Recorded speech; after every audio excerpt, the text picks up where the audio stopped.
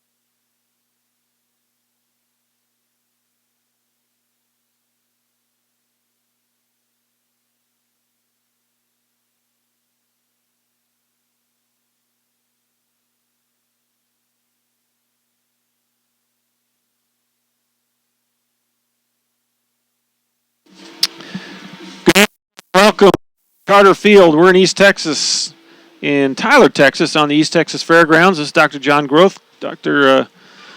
Charles Johnson will join me here momentarily. We did get a chance to catch up with both head coaches. What a day yesterday here at Mike Carter.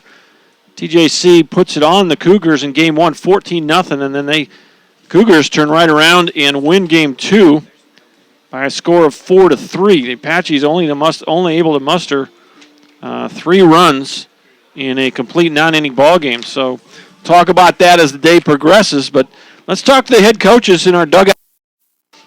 Chavez in his 3rd season with the Cougars. He's led them to a 18-26 record so far. I caught up with Coach Chavez down in their dugout. Let's hear what he has to say right now. Okay, we got Coach Chavez here in the Cougar dugout before the game. And, Coach, 2 different games yesterday, weren't they?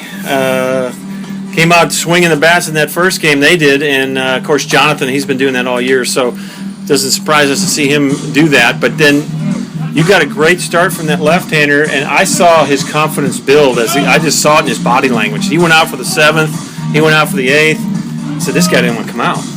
No, he doesn't, and it makes a big difference when you get ahead early in the count. It's a lot easier to pitch when you get strike one right away versus falling behind hitters and having to serve something up. I can tell you one thing, that second game felt a whole lot better than the first game. Well, you were to be commended for that because on the road, long trip, you get pounded, and you get a great outing, and you get one guy, I can't remember his name, but he got all your RBIs. Yeah, Tyler Stoloha. I mean, he got 2 big hits, and then he throws the guy out to end the game. Talk about him. It was the first time all year that he caught a doubleheader. He caught 16 straight innings. He drove in all 4 runs in the second game, and he did it from the 8-hole. So anytime you're getting that kind of production that low in the order, good things are going to happen. Well, he's working. I mean, I thought, other than your pitcher shutting them down, doing a great job, your catcher was the star of the game because he's not only driving people in, but he's also working with that pitcher, keeping him under control, working with him, managing the game. So, to me, last night, that's who I called my star of the game was your catcher. Your pitcher did a great job, not taking anything away from him, but that catcher guy, he got your big hits, and he was part of every pitch. Absolutely. He's a really tough kid. He works really, really hard, and his performance last night was well-deserved. We'll talk about your starter today. Who's going to get the ball? Starting this afternoon's game will be Josh Valdez. He was one of our top pitchers earlier in the year. He experienced some injuries. We had to put him on the shelf for a little while, and he's rebounded. So hopefully he's fresh and ready to go and able to match yesterday's performance. Awesome. Well, I'm excited for you. I've seen a photograph. Doug showed me a picture of this new stadium you guys got. Talk about that. Oh, we love it. I'll tell you what, all turf field, with Tyler and Coastal Bend, it's a coach's dream. Yeah, exactly. No more no dragging, no water, no fertilizing, no edging. It's a coach's dream. We really love it. We have a very nice facility, and so does Tyler as well. And we're just glad that we're able to play at both places and have really nice places to play. Well, and of course today's game won't determine anything, but it'll all be figured out. At least the seeding part of it. I guess with North Ark not in it this year, that's what coming down to your place will determine who's going to be that number 1 seed and who's going to have to play in, right? That's right. Or is there a play in? No, we're playing for seeding. You're absolutely right, and we're hoping to take the series all the way to 7 games, right. And hopefully both teams have their opportunity to win. And well, I'll tell you what, and I really feel that like the team that makes the least amount of mistakes is going to come out on top. Well, I like the fact that you guys did what you did yesterday in terms of just the coaching and the leadership aspect, because it's easy to shut it down after getting 14-0 and you're absolutely 12 right. punch outs. You're absolutely right. Shutout, complete game, and you guys didn't do that. In fact, I felt like your pitcher really was the lion out there. That guy was shutting them down inning after inning. A couple of big hits here, and thanks to big play at the end of the game, and the ball game's over, and you get a win, and you split a doubleheader on the road after getting pounded. So that is so important, and that's a lesson those kids will never forget. No matter what hits them in the face in life, they're going to remember, hey, we lost 14-0. We turned around and beat a pretty good team at their park. And so that's what I love about baseball. That's what I love about coaching. And congrats on the split yesterday. Thank you. Hope today goes well. And I may make that trip down to Coastal. I'm not sure if my schedule's going to allow it, but if I do, I'll look forward to seeing you there. Well, we'd love to have you over. All right. Thanks, Michael.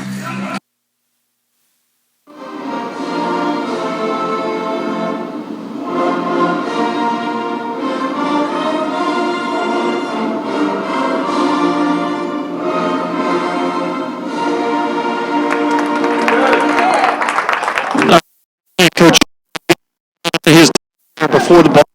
What Coach will say as the Apache play the third series against the Coastal Bend Cougars. Here's Coach Wren.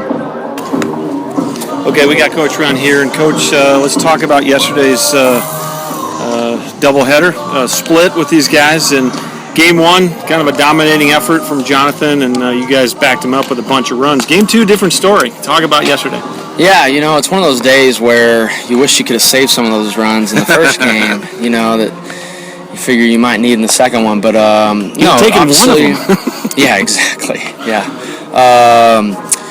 We came out. We had came out and really set the tone for the weekend, and really felt good about obviously Johnny being on the mound, and he did a really good job. We hit the ball around the park, and we're aggressive on the bases, and Game 2 we've struggled with those left-handers all year long, and those soft throwing kind of junky left-handers, and you have to tip your hat to him because he made us chase, and we swung at his pitches, and we had some opportunities to kind of knock him out of the ball game. We didn't, and we just couldn't get that big hit, and only 5 hits on the day, and so that was frustrating for us, because we felt like we pitched it well enough to win. You get a couple bloop hits that cost us a couple pass balls. It's frustrating, so we kind of felt like we really handed it to him. But at the same token, you have to tip your hat to the guy on the mound because he went CG against a good lineup, and he made us hit his pitches, and so we didn't, we weren't able to muster up enough to win a ball game. So hopefully, today's a different story, and hopefully we can win a series, and we'll go to their place here in a couple weeks and try to finish it out. All right, so let's just remind the people who are watching about how this series, a 7-game series, fits into the bigger playoff picture this season. Yeah, so basically, big picture for us is this is kind of our conference. This is our whole year kind of put into one series, and so it's a 7-game series. Whoever wins this series gets a first-round bye in that regional up in McKinney, and so really sets you up for a good run to get back to the World Series. And so that first-round bye means you only have to win 3 games instead of 4. And so obviously for pitching sake and just for playing sake, it's a lot better setup to run through that tournament. And so a lot on the line this weekend, and hopefully we have a good response today. All right, and the other thing is you guys will go down there, so this is just the first 3 games of those 7-game series, so that'll play into it as well, right? No matter how today's finishes up, this single game will not determine who's going to be that number 1 seed. Right. You're going to have to go down to Beeville and play them at their place for 4 games, right? The season will be, the series will be won and lost in Beeville, and so next year it'll actually switch. We'll go to their place first for 3 games, and then they'll come to ours for 4, which means the series will actually end up here. And so, we wanted it that way for a reason. That way, at least we had some games at both of our parks that had some meaning. So, hopefully we can get a win today, and then all we have to do is go down there and win 2. All right, your guys are waiting on you at first base. Doug, thanks for taking the time, and I hope you go out and play your best today. I appreciate it. Thanks, Coach. All right, and appreciate both those coaches giving me some time here. Was that a swinging or looking? Swinging. Okay, so we are. We'll give you the lineups as we get into this ball game. Apologize for the timing. They started a little early on me, so that's the joy of junior college baseball. They start when they're ready, not when the broadcasters are ready. So we try to guess every week how many minutes of interviews we got. There's a pop-up, second baseman McCusack, and now it's going to be the right fielder. And Mallard comes in with the sliding catch. 3 up, 3 down. That was Johnson who popped up to the right fielder, Mason Mallard. So the Apaches are able to get the Cougars 1-2-3 in the top of the first. Let's, instead of going to a break here, we'll go ahead and get you the lineups. And for the visitors, Coastal Bend Cougars, who split a doubleheader yesterday, they lost 14-0 in Game 1. Turned around and beat the Apaches 4-3 in Game 2. They are now 18-26 on the season, 1-1 in Region 14 play, which, as Coach Wren just alluded to, just started yesterday. There's only 2 teams in Region 14 in the NJCAA, and we got them on the air today. It's the Coastal Bend Cougars and the Tyler Apaches. So these are big games. The winner of this 7-game series will get the number 1 seed and a bye in the district tournament. NJCA district tournament. The winner of that tournament will advance to Kinston, North Carolina, and the Division III World Series. So these are, for all practical purposes, these two series. This weekend, the 3-game series here in Tyler, and then the 4-game series in Beeville in 2 weeks is effectively these two teams' conference schedule. And so really important games. The other ones are important, but these are vitally important to set up either of these teams for the postseason. Let's look at the lineup. Off in center field is Oscar Resendez. He popped up to short on the first pitch he saw. Hunter Wells squeezed that one. Alec Achando plays second. He struck out swinging in that first inning. Austin Johnson just popped out to right. After Johnson, first baseman Roland Resendez, DH Josh Evans, third baseman Gabriel Murillo, catcher Tyler Solahub, who was the star of last night's win, and then Charlie Overstreet in left field. On the mound, Valdez, the freshman from Lehman, Texas, gets the nod from Coach Chavez as the starter here for the Cougars. For the Apaches, we'll go through their lineup here during this first at-bat. Matt McCusick leads it off. And I'm joined by Dr. Charles Johnson, number 1 Apache baseball fan and former faculty member at Tyler Junior College. Welcome. Thank you, John. As my old broadcaster of old Harry Carey would always start a whip a little action. Ground ball through the hole, and McCusick gets things started here in the first inning. Harry would always start a broadcast off with, "It's a beautiful day for baseball in St. Louis." I don't care what the weather was, but it is a beautiful day here in Tyler. It is. 7-3 game time. South-southeasterly at 13 to 17. So the wind going to blow in a little bit today. A little unique feature. Don't have that southeasterly blown out at Mike Carter very often, but today it's going to actually probably knock the ball down. Balls that go in the air to the outfield are really going to have to travel to get out of here today. Stepping in for the Apaches, Justin Roach. He's getting the start in left field here in the third game of the series. Roach got a pinch hit in the 9th last night. And he actually laid down a drag bunt and reached base. He got a hit in each of those games. So Roach was a substitute in game 1 as well and singled to center. So he earned the opportunity today to get the start, batting in the 2-hole, starting in left field for Coach Wren and the Apaches.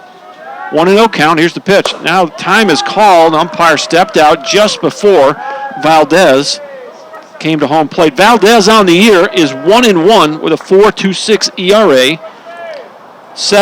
This is his 8th appearance of the year. This will be his 3rd start of the year. 19 innings pitched, 17 strikeouts, 16 walks.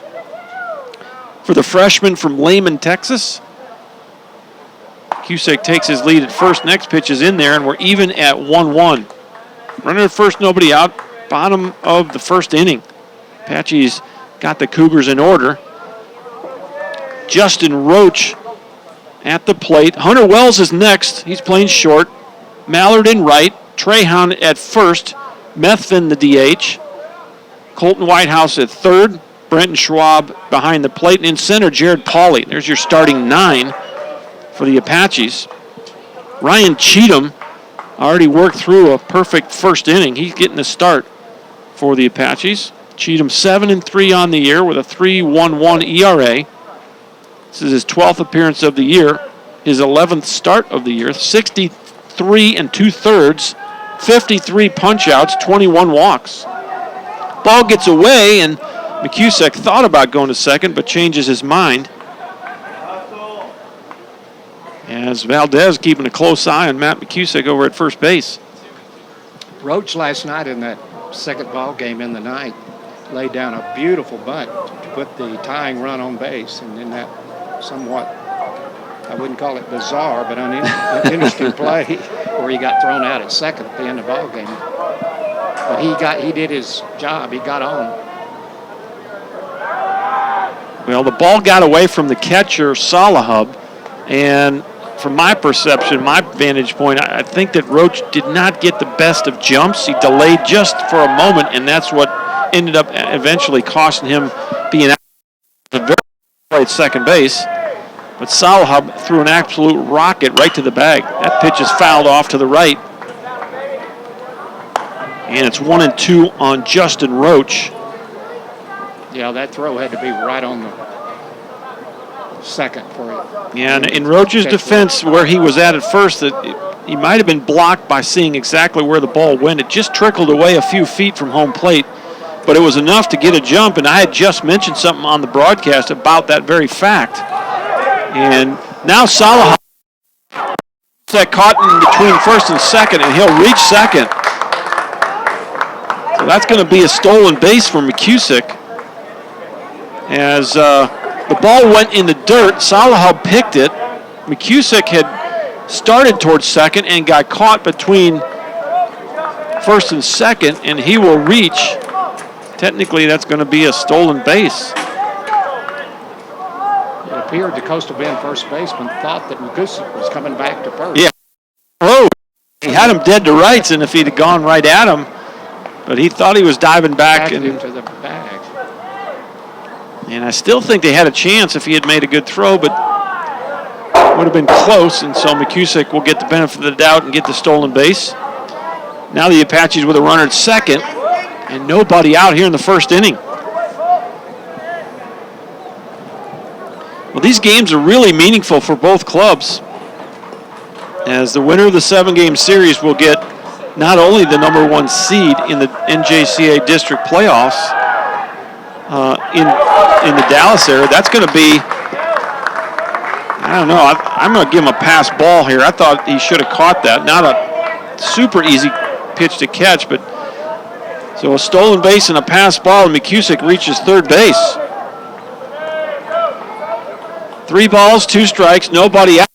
Bottom of first. Justin Roach with a chance now with a runner at third, nobody out. Valdez comes set. Here's the pitch.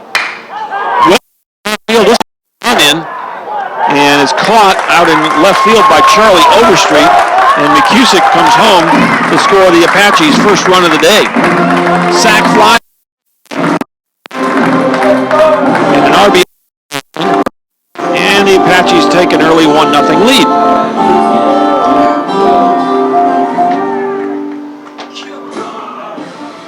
Execution there, Coach. Yeah, that's a good at-bat right there. Game situation, what you're looking for is obviously a base hit, but if not a base hit, a sac fly. Something to get that run in, and Justin delivered right there with the was right street. If that had been to his right or left, that would have been extra bases for Justin. 1 out, nobody on. Here's Hunter Wells. Apaches have taken an early 1-0 lead. McCusick led off the first with a single to left field, stole second on a pickoff attempt that went awry. Got pass. Justin Roach just hit a sac fly to get him in.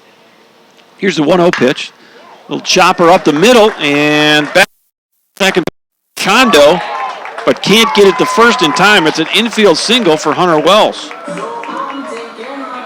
Well, I thought that was going to go all the way to center, but Alec Chondo backhanded that ball and almost got Wells out at first. Nice play there by Chondo. Nice play.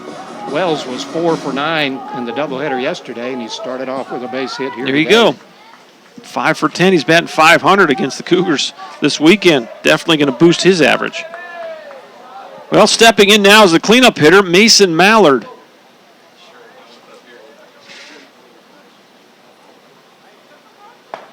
Fastball, outside corner, strike 1. Single 9-inning ball game today. Game 3 of the series. We'll play 4 in Beeville in 2 weeks.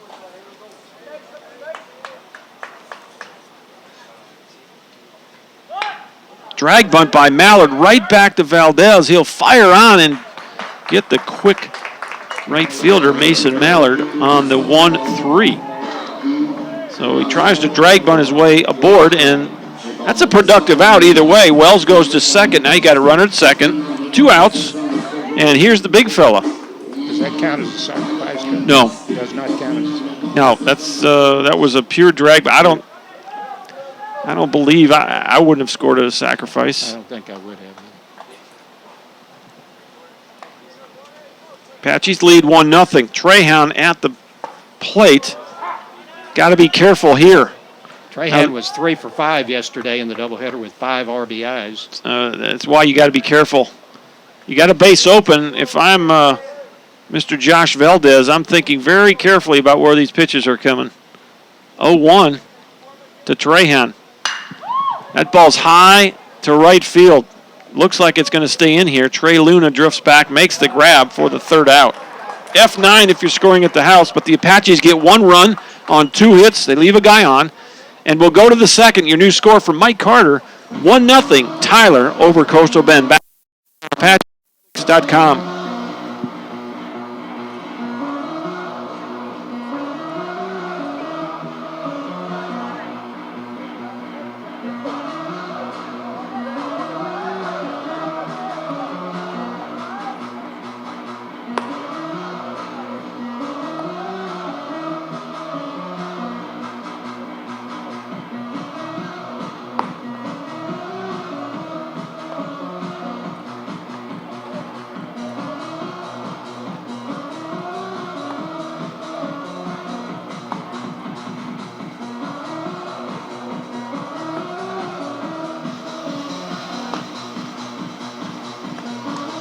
All right, I'm going to remind folks, those of you who are in the Remind text system, love to hear from you. Give you a shout out. I don't know if Miss Busing's watching from New Delhi, India, but she was last night.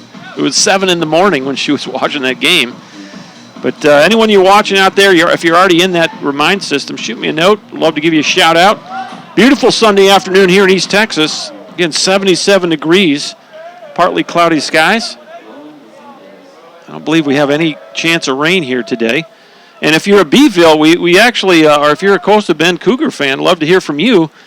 We handed out some flyers to some of their fans before the game and encouraged them to send some messages letting them know that the Cougars will be on, the game will be on broadcast today. So if you're from there. Also, if you're signed into YouTube or Google, you can chat. There's a chat feature in that particular program that you logged into. And you can do that. That'll come up right on my screen here, and I'll see it. And if I see that, I'll give you a shout-out as well. So, leading off for the Cougars is the first baseman, Roland Resendez. 1-1 on Resendez. Ryan Cheatham works here in the second inning. That ball is fouled out of play. 1 ball, 2 strikes. Defensively for the Apaches, Justin Roach in left, Jared Pauling center, Mason Mallard in right. Around the infield, Colton Whitehouse gets the start at third here in this game. Hunter Wells at short, Matt McCusick at second, Jordan Trahan, the big fellow, roaming over at first base today, and Brenton Schwab behind the plate. Next pitch from Cheatham misses, and we're even at 2-2. The starting pitcher for the Apaches, the right-handed sophomore from White House, Texas, Ryan Cheatham. Cheatham 7-3 with a 3.11 ERA. His 12th appearance, 11th start. Swung on and missed. There's Cheatham's second strikeout of the ball game. And there's 1 out here in the second. Here's Josh Evans, the DH.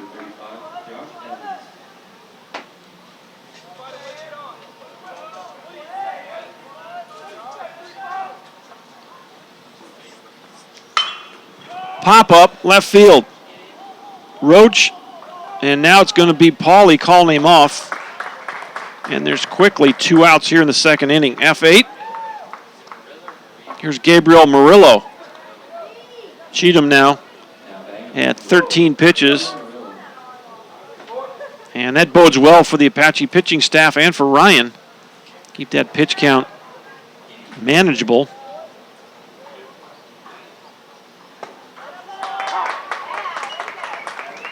First pitch is in there for strike 1. 1-0 Apaches, top of inning number 2. 2-0, Ryan just pumping the strikes in. Tell you what, it's a pretty good trip from here to Beeville. I'll have to Google that, see how far it is from here to Beeville, Texas. But these guys are going to have a lengthy bus trip after this ball game's over. As will the Apaches in 2 weeks as they travel down for the 4-game series. I remember, Coach Wren, it's a Thursday single game, doubleheader Friday, and a single game on Saturday. Swing and a miss. He got him. 2 strikeouts in the inning for Cheatham, 3 overall.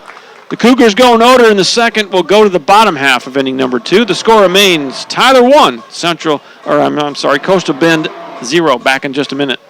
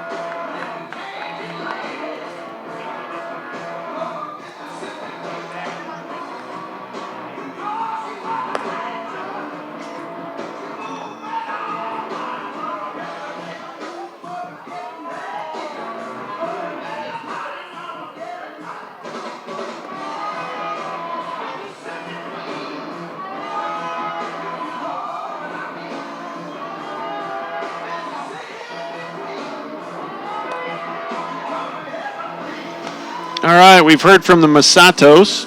They are watching from Long Island, New York. Always great to hear from them. And here's Nathan Methvin, going to lead it off for the Apaches. He's batting in the 6th spot for Coach Wren today. So it'll be Methvin, Whitehouse, and Schwab scheduled to hit against the right-handed freshman, Josh Valdez. First pitch from Valdez, swung on and fouled straight back at us off that net. It's 0-1 on Nathan Methvin. Nathan had a base hit in each of the 2 ball games yesterday and drove in 3 runs in the doubleheader. Well, Coach Wren talked about that doubleheader on our pregame interview, and he would have taken one of those 14 runs anywhere in that ball game, and we might still be playing. But 14-0 in game 1, and then a 4-3 nail-biter. Methvin fouls this one off straight over our heads. Counts 1-2 on Nathan Methvin. Apaches come into this ball game 32-12 on the year. Both these squads now 1-1 in Region 14 play, which again is very important. This 7 games in Region 14 play. Methvin out in front, but he gets a good piece of it. But the wind's going to hold that up, and the right fielder, Trey Luna, puts the glove on it for out number 1. Well, you saw Methvin get out in front on his front foot. Got a little breeze blowing straight in today, and so on a different day, that ball might have got over Luna's head, but today it's going to hold up enough that Luna could get back and make the grab. So with 1 out, here's Colton Whitehouse.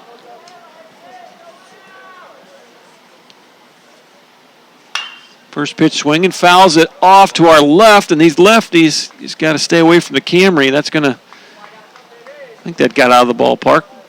Actually got some fans up in that left field bleacher area. It's always nice to see. I think they have somebody's having a little crawfish boil down there. Line shot, left center. That might go all the way to the fence, and it is. Whitehouse is going to scamper for second base. He's in easily with a stand-up double. Colton was 1 for 5 in the first game of the doubleheader. He didn't appear in the second, so he starts it off with a base hit here in the second. Good piece of hitting right there by Colton. Took that pitch and drove it. That's exactly what you like guys to do, is not try to pull that ball. And Whitehouse is aboard with 1 out here in the second inning. And here's the catcher, Brenton Schwab. Valdez working in his 8th game of the year. It's his 3rd start of the 2016 campaign. First pitch in the dirt. Ball 1. Nice block there by Tyler Salahub. Salahub, the catcher for the Cougars today, was the star of the game last night in that 4-3 win. He drove in all 4 runs and gunned down the tying run in the bottom of the 9th to end the ball game. Spin move to second. Machado tries to apply the tag to Whitehouse, and Whitehouse dives in safely. 1 ball, no strikes, and 1 out here in the second. Apaches lead it 1-0. Josh Valdez has his sign. And the pitch. Changed up on Schwab, way out in front of that. And it's 1 ball, 1 strike. Now there's somebody is having a crawfish bowl down there. They got some chairs set up. They've moved the batting cage, I guess. I don't know where they put. Oh, it's down in the home side today. So they've got a little patio area where people are going to be able to watch the game and enjoy some crawfish. Here's the 1-1. That ball bounces on it, throws to third, not in time. Whitehouse is safe. So a wild pitch will get Whitehouse to third base with only 1 out. That's what you like to see, good aggressive base running. With 1 out, you try now. Kinds of opportunities here. We'll see if Coach Chavez decides to bring his infield in, and he is. He's going to bring him in, so Whitehouse probably going to have to see this ball through the infield if he's going to score on a ground ball. 2-1 count. Here's the pitch. That misses low. 3-1 now. Brenton's a sophomore from Beaumont, Texas, son of Chad and Don Schwab down in Beaumont. He's got a chance to extend a 1-0 lead here. He's going to get a 3-1 pitch. Here it is. Takes a hack at it, fouls it straight back, and now we're full, 3-2. Center fielder Jared Pauly on deck for the Apaches. Brenton's struggling a little at the plate early on, but he's come on. He went 2 for 4 in the first game yesterday. So he's pulling that average up little by little. Well, I know he came in toward the end of game 2 as well. There's a grounder to short. Whitehouse, great jump, no play, and the fielder's choice RBI. Whitehouse going down right there, and he got a great jump. So Schwab gets the RBI. Infield playing in on that. That ball was not enough. And Whitehouse got a good enough jump. Good base running by Brenton Schwab, not only to get to third on the wild pitch, but to make a good read on that ball and score the second run. The Apaches now lead 2-0. Jared Pauly showed bunt and pulled back for ball 1. Pauly with his first at bat against the freshman from Lehman, Texas, Josh Valdez. 1-0 pitch. In there for a strike, it's 1-1. Glad you're with us. Would love to hear from you either on the Remind system. There is instructions to get into that Remind system on the if you scroll over or pull out of the max minimize your screen, there's some instructions. Simply text the 81010 to @TJCBB, and that'll put you in that Remind system. I don't see your number. You don't see mine, but I will get that on my phone here in the booth. Give you a shout out. I've already heard from the Masatos in Long Island, New York, so appreciate them checking in today. Hope they enjoy the broadcast. Hope it's a nice day in New York. 77 degrees at game time here in Tyler. Partly cloudy skies. I don't know if there's got a nice breeze, so it's just delightful out here. It absolutely is. It is. It's nice. And the only thing I will not like is if that breeze kicks up too much and I got to weigh my score sheets down here with the water bottle or my pen. Pauly fouls this one. Well, that's headed for the crawfish boil. Coach, I may have to go check that out for you. Bring you some up here. Crawfish aren't the best to eat on the air, I'll tell you that. You got to, it's kind of sticky. Yeah, a lot of work involved. I need something a little simpler. If they got a hot dog or a hamburger, I might take that. Pauly's a sophomore from Longview. And he fouled that one off his foot, and he's going to have to limp that one off a bit. 3 balls, 2 strikes, 2 outs, nobody aboard.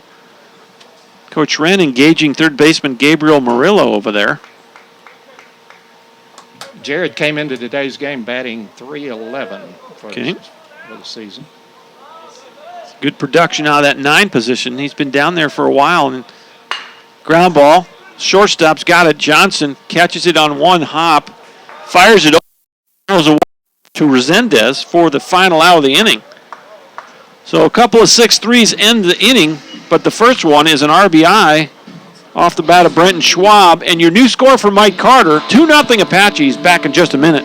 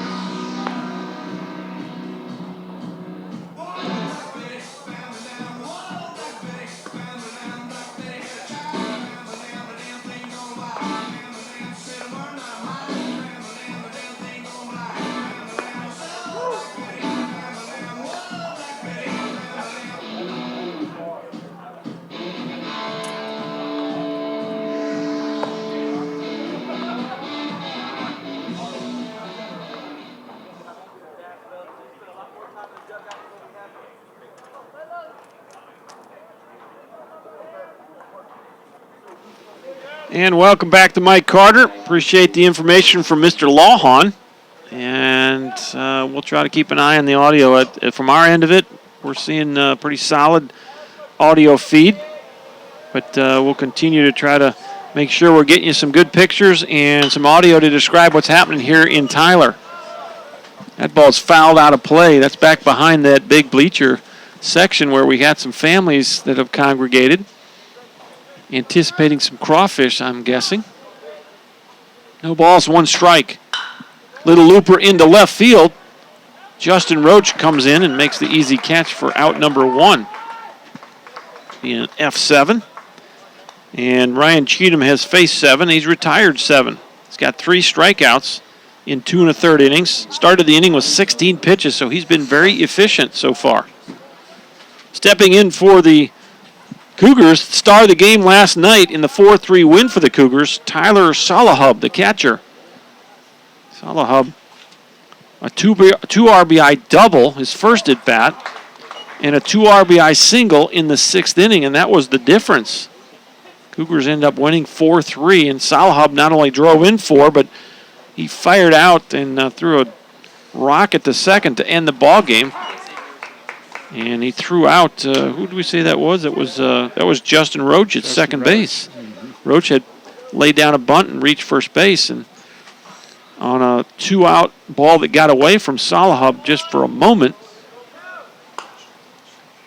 Roach tried to get to second base, and the smallest of delays caused him to be out at second, and that's how the game ended. 1 ball, 2 strikes. Outside corner, strikeout number 4 for Ryan Cheatham. So 2 up, 2 down here in the 3rd inning. And here's the 9-hitter, Charlie Overstreet.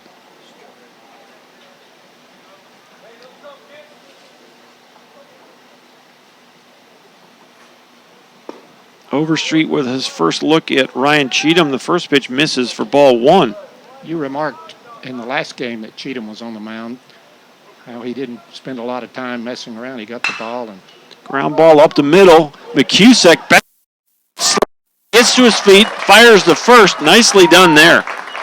Put a star by second baseman Matt McCusick to end the inning. 3 up, 3 down for the 3rd inning in a row. We'll go to the bottom. This is Tyler 2, Coastal Bend 0. Back in a minute on ApacheAthletics.com.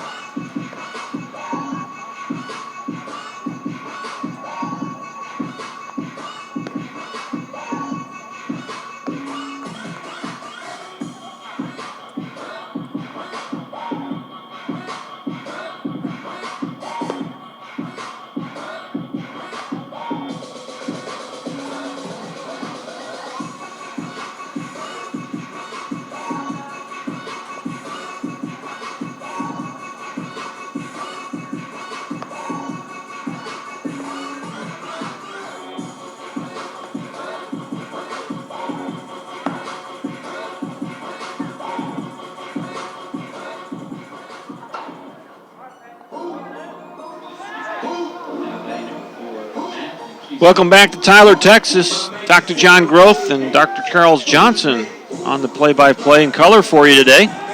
Always honored to have Dr. Johnson by my side, describing the action and giving us some color commentary and some facts and figures. Top of the order for the Apaches, Matt McCusick looks at ball 1. just like baseball, Coach, a guy makes a great play and comes up to bat starting the next inning. Yep. McCusick with that web gem. Next pitch, fly ball left field.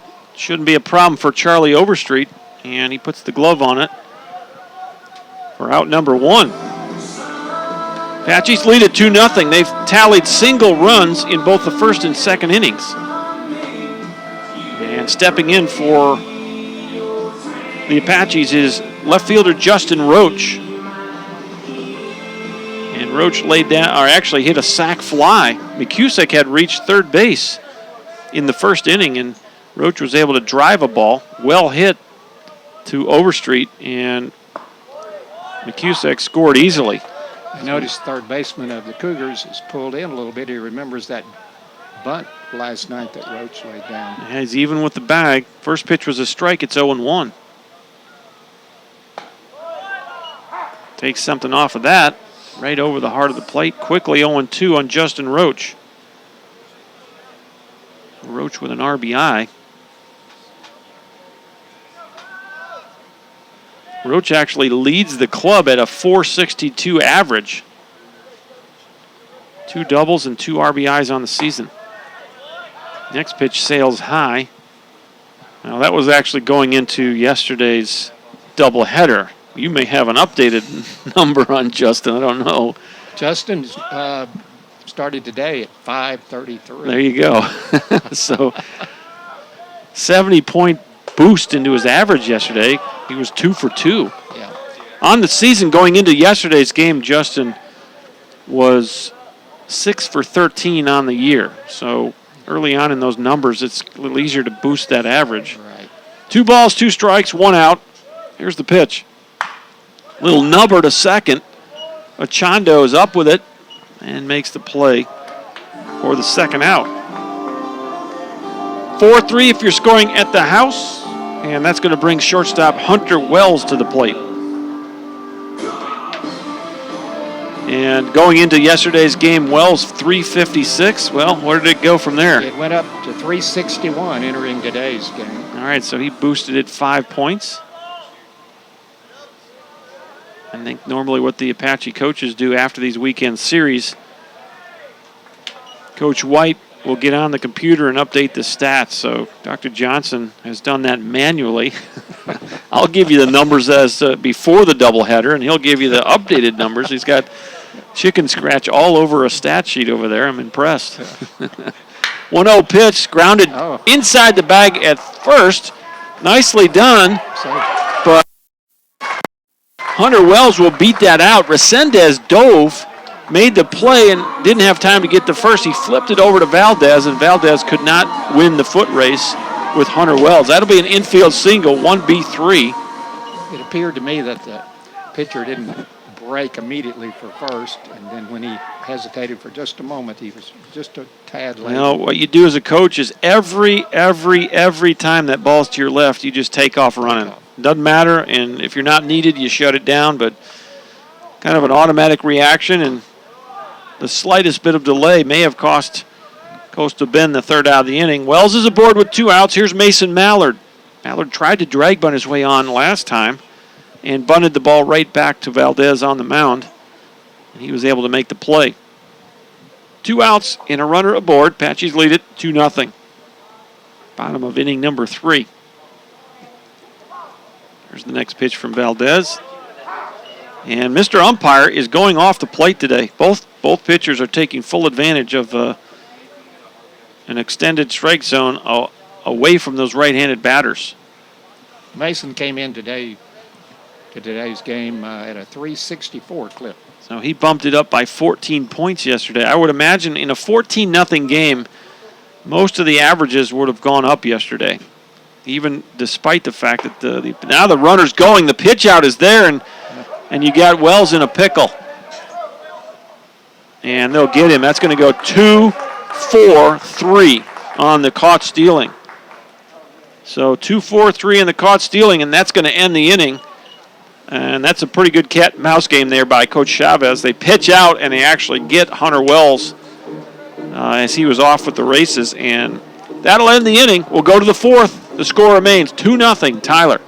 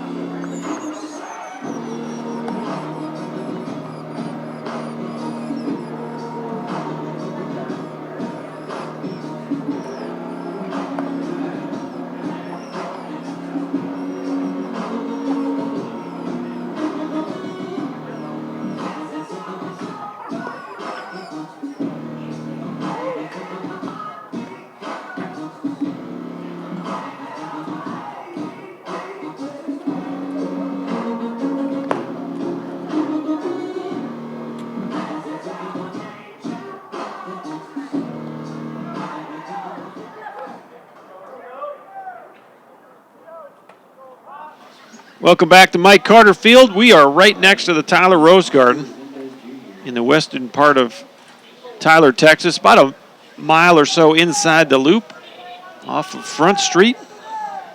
2-0 Apaches, top of the fourth. Swing and a miss. Top of the order, Oscar Resendez will lead it off. Cheatham has faced 9 and retired 9.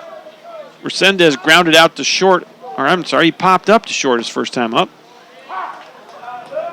As I was remarking earlier, Cheatham is a fast worker. Yeah, I love his pace. Keeps the game moving, keeps his defense on their toes. Resendez had 2 hits in the nightcap last night, a couple of singles.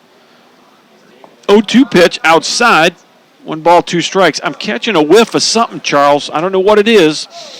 You know, if the wind blows just right from the northeast, there's a bread factory somewhere in Tyler. It's unbelievable out here. Swing and a foul straight back. I've got allergies. I can't tell. You'll have to tell me what we're smelling. Maybe it's hot dogs from the concession stand. I'm smelling something up here. I don't think that's hot dogs. I don't know. Maybe it is those crawfish.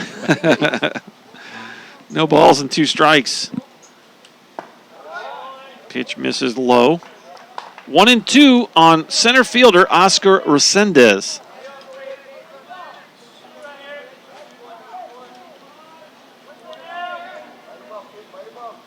Resendez, a .230 hitter coming into the weekend. There's a fly ball to center. This is well hit. Off the fence. That ball came within about 10 or 12 feet of getting out of here. And there's your first hit of the game for the Cougars. Driven to center field. On a different day, that gets out of here. Tell you what, that ball hit up just below the 370 sign. And we got a wind blowing in today, so that ball got knocked out. There's going to be many days out here where that ball is going to carry out of the ballpark. He got all of it, as they say. He did. Crushed it. So he'll break up the no-hitter and break up the perfect game all in one swing. Here's Alec Achando, struck out swinging his first time up. Pitch from Cheatham. This ball's hit down the right side, foul toward the Apache bullpen, and it's 0-1.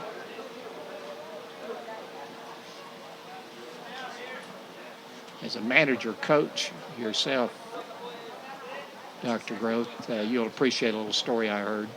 As you no doubt heard, and baseball fans heard, that Jake Arrieta of the Cubs pitched a no-hitter last week against the Cincinnati Reds. Yeah.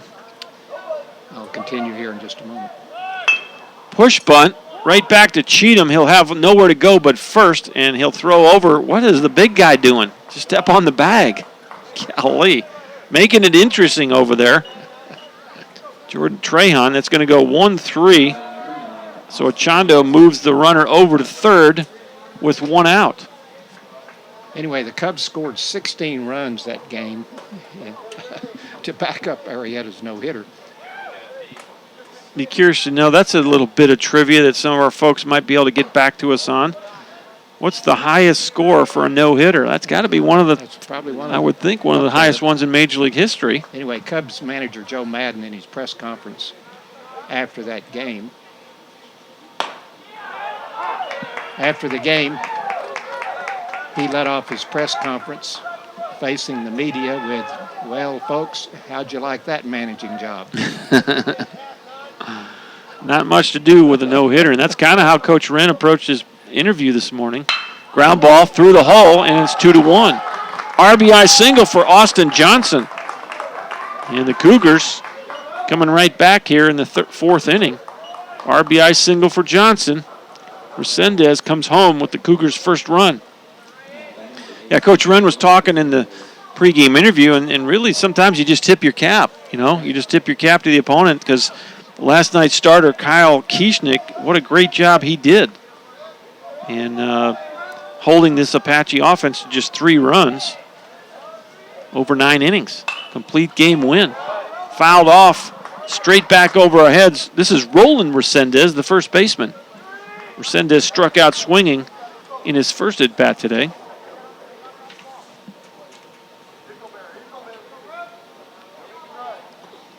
Roland Resendez, .265 average coming into the weekend.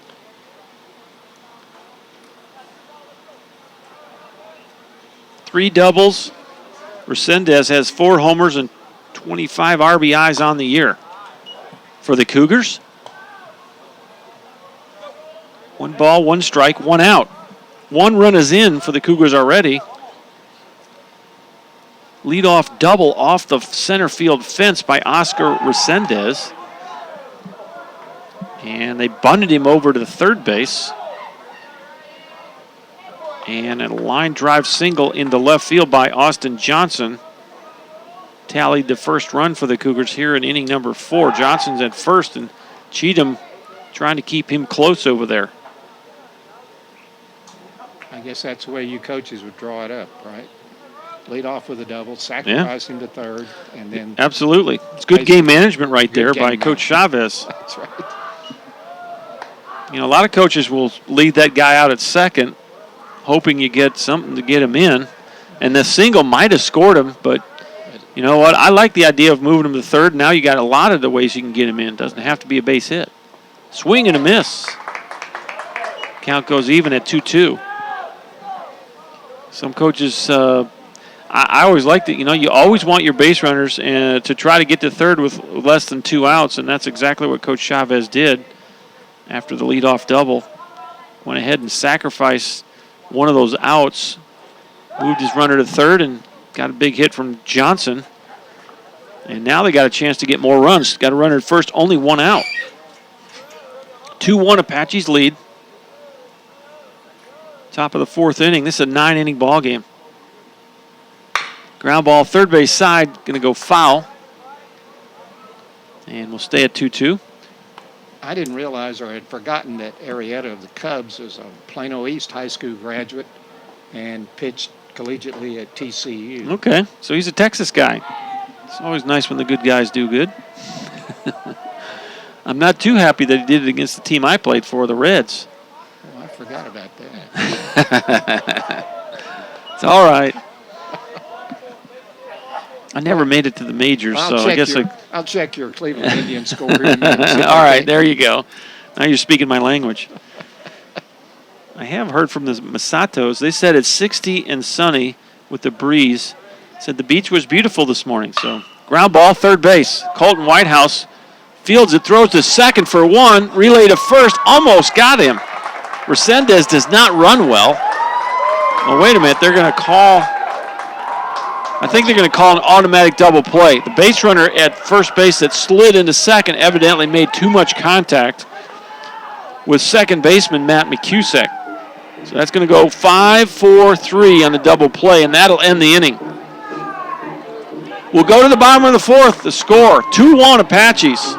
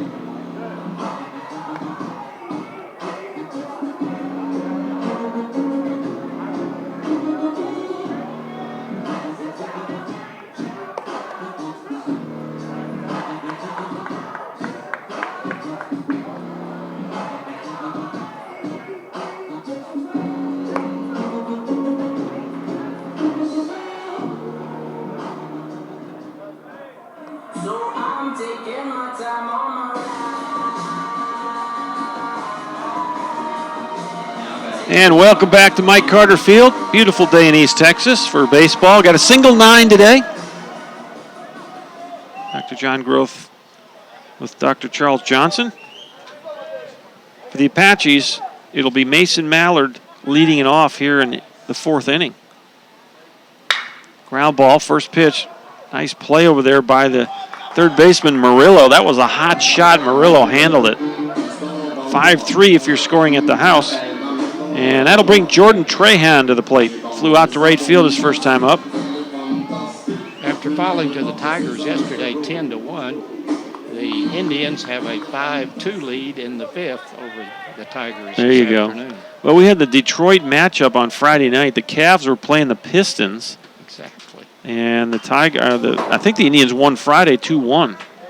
Close one, if memory serves. And the Cavs beat the Pistons to, I think, take a 3-0 lead in their series at Detroit. I don't know if they play today or not. They might play today.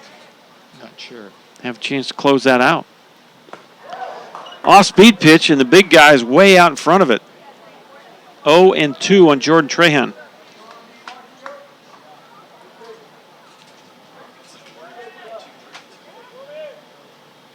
Trahan started the weekend at 364. I know you said he had a bunch of RBIs yesterday. He was leading the team at 41 going in to the doubleheader yesterday. You said he had 5 more in game 1. Is that right? That's right. So 46 now. With a 373 average coming into today. Okay, so he bumped his average up by 9 points yesterday. I know in the nightcap, Trahan did not get a hit. He was 0 for 2, but he did have an RBI on a ground ball in the 8th inning. 1 ball, 2 strikes, 1 out, nobody aboard. Bottom of the 4th. That ball's well hit to center, and coming in to make the running catch is Oscar Resendez for the 2nd out. And here comes Nathan Methvin. Flew out to right field his first time up. Try to get something going for the Apaches. They lead this game 2-1. Josh Valdez. First pitch to Methvin, high, ball 1. One of the things that you're always wanting your hitters to do is see some pitches and maybe make it a battle of the bullpens, especially if you feel like you're deeper on the mound. One of the things that did not happen last night, they did not get to that Cougar bullpen at all. Kyle Kieschnick went the distance. And he threw upwards of 120 pitches to navigate the Apache lineup. And he did a great job of managing his pitch count all game long last night. It was one of the keys. Here's the 2-1 from Valdez. Got jammed, a little looper, and the shortstop Johnson's under it for the 3rd out. The Apaches go in order in the 4th. We'll go to the 5th. 2-1. Tyler leads it. Back in just a minute on ApacheAthletics.com.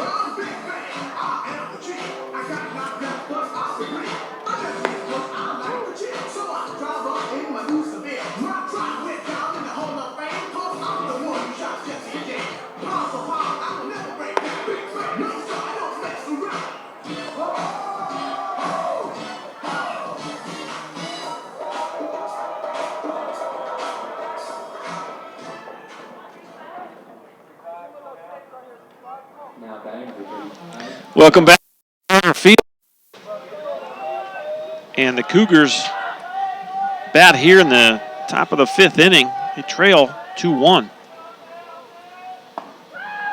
Josh Evans leads it off. He's the DH batting in the 5 position. for Coastal Bend. It'll be 5, 6, and 7. Evans, Murillo, and Luna. 1 ball, 1 strike. Ryan Cheatham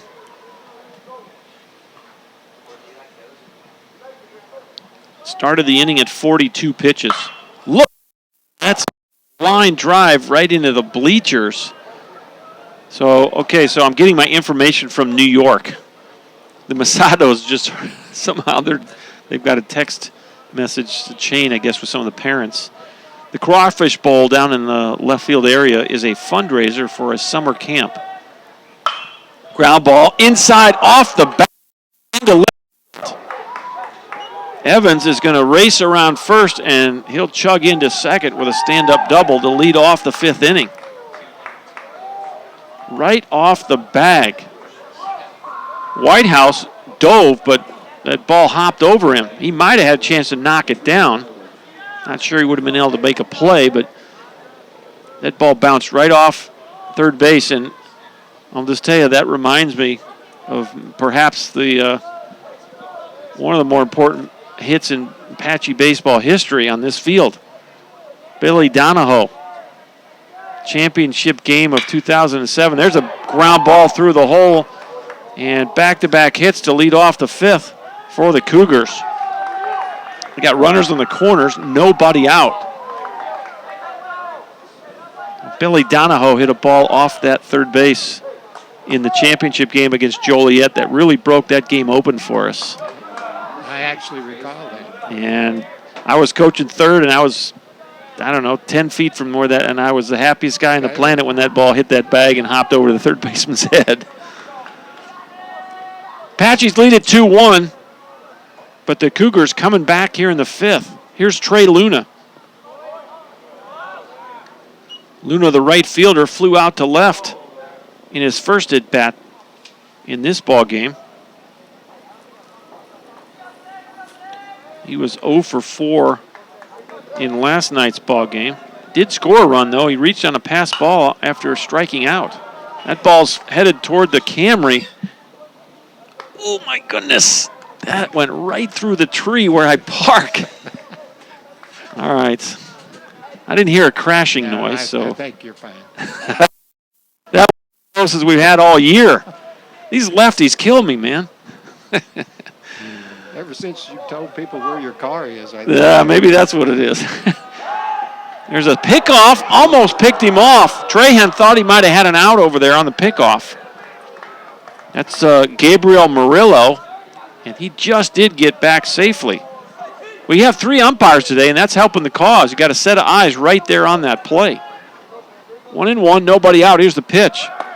Runner's going, throw to second, and he got. How in the world, Hunter Wells, he slid, caught that ball, and all in one motion was able to put the tag on Murillo. Man, oh man, that's going to go 2-6, but that 2-6 doesn't do that play justice. No, that was a great play. Hunter Wells had to slide to even catch that ball, and while he was on his bottom, he reached over with the ball and glove and applied the tag to Murillo. So now you got 1 out and a runner at third. The infield's in. Line shot into right, and we're tied.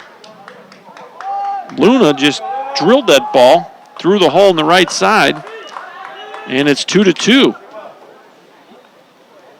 So Josh Evans, after the leadoff double, comes home to tie the ball game. And with a runner at first and 1 out, here's Tyler Salahub. He was a hero of last night's 4-3 win for the Cougars. So far here in the 5th, Cheatham's having a little trouble with these hitters. He is not fooling any of these Cougar hitters. Any of the Cougar hitters, exactly. His pitches have found the barrels 3 consecutive times. A double, a single, and a single. And if Murillo had not been caught stealing, there's a snap throw to first. And Luna back in time at first base. 1 ball, 1 strike, 1 out. Runner at first. Cougars have come back to tie the game here in the 5th. 9-inning ball game today. What a beautiful day. Okay, 77 at game time. Now he's going to show bunt. Salahub squares around and barely gets a piece of that. Count will go 1 ball, 2 strikes. Surprised me. Yeah, don't see it often, a 1-out sacrifice, but we have seen Coach Chavez kind of stay committed to that small ball approach. Here's the 1-2 pitch. Pops it up. He gets out on his front foot. Hunter Wells is calling everyone else off and make the grab. So there's 2 outs in the 5th, and that's going to bring up the 9 spot. Charlie Overstreet, he grounded out to McCusick on a great play back in the 3rd inning.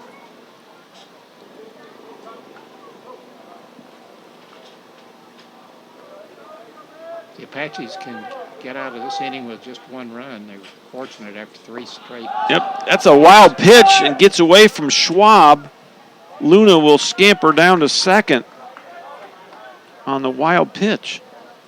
Well, that changes the scenario. Now a single will give the Cougars the lead. You leave that guy at first, and you got to have an extra base hit to get him in. Now a seeing eye single will give Coastal Bend a 3-2 advantage here in the 5th inning. Now Cheatham is taking a little bit longer to get the signs with a runner at second. And the left-handed batting left fielder, Overstreet, steps out. Out in front of that one. 1 ball, 1 strike. Overstreet, a .234 hitter on the year. Overstreet with 2 doubles, 2 triples, and 4 homers. 16 RBIs on the year. Little chopper foul, and it's 1-2. Whatever happens in this game today, it promises to be an interesting series down at Coastal Bend. Yep, I agree. Valdez has done a great job of keeping the Apaches.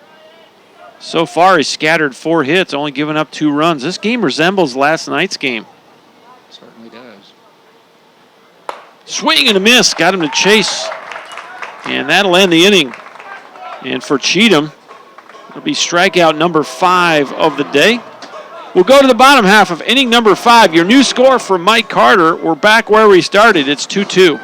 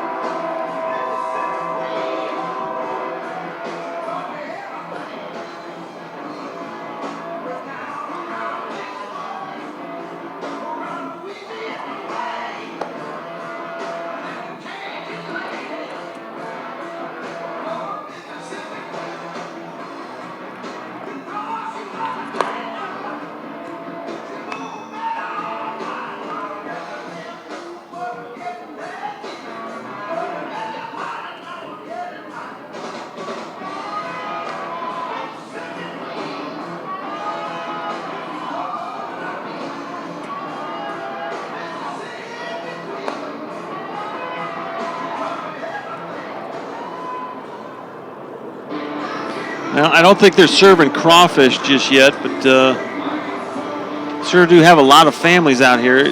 It's a fundraiser for a camp, and we got a lot of small children here today. Great to see them out at the ballpark. As I don't know, I might have to hang around down there after the ball game. Evidently, they're going to feed the guys down there too. They might consider feeding you. Kind of reminds me of when we go to LSU Eunice. You guys that go to Eunice, man, they feed you outstanding food. I had the best pork steak. Oh, my goodness. Dirty rice with some sausage in it. Golly. I don't love Cajun food, but that was excellent. Line drive center field as the 2-0-2 is right on time. And there's 1 up and 1 down. Whitehouse will line that ball to center fielder Oscar Resendez. 1 out here in the 5th. Tie score 2-2. Here's Brenton Schwab, grounded out to shortstop his first time up. Got an RBI.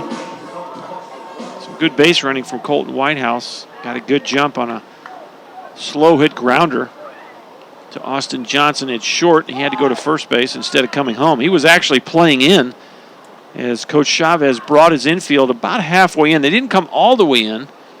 They were probably baselines when that ball was hit, and it was hit soft enough.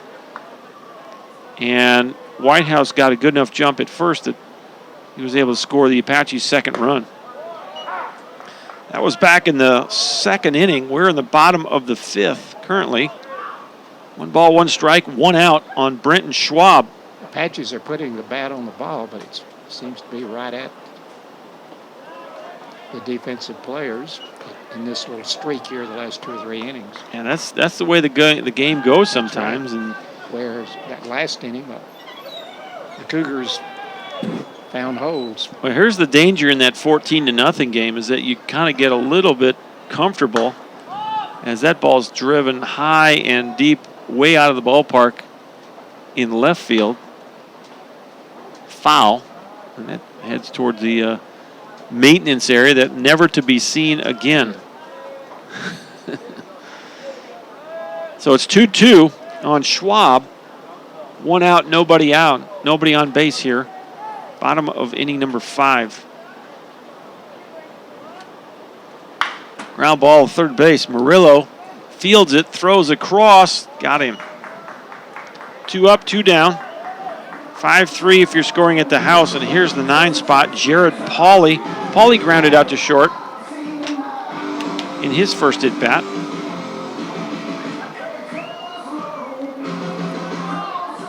Pauly started the weekend at 318. I look for the maintenance guys over there to have a fire sale on baseballs one of these days. I'm sure they keep. There's a bunt, and Murillo's got no chance. A little bit of a collision between Valdez and Murillo over there. And that'll be an infield single. So the drag bent gets Pauly aboard. We roll the lineup back over for the 3rd time. Here's Matt McCusick. 1 for 2 in this ball game. McCusick came into the weekend 376 was his average. A lot of these Apache hitters boosted it on that in that 14-0 game.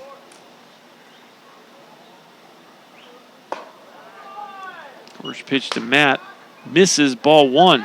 More than once I've heard you coaches in a blowout in the first game of a doubleheader worry what might happen in the second game.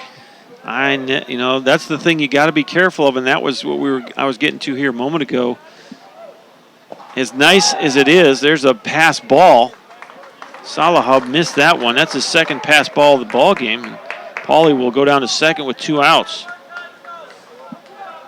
Yeah, as much as you love a 14-0 win, sometimes there's a complacency that sets in with your hitters, and all of a sudden, bang, you lose a 1-runner, 4-3, and now you're in a dogfight, 2-2.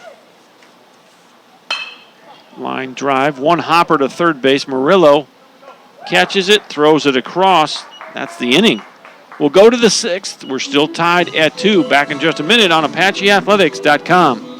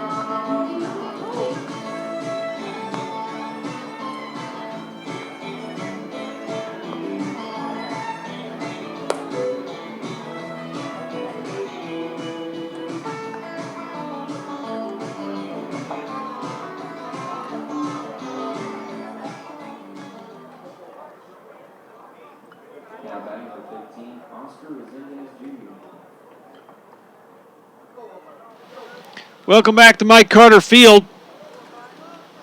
Top of the lineup for the Coastal Bend Cougars, Oscar Resendez leads it off.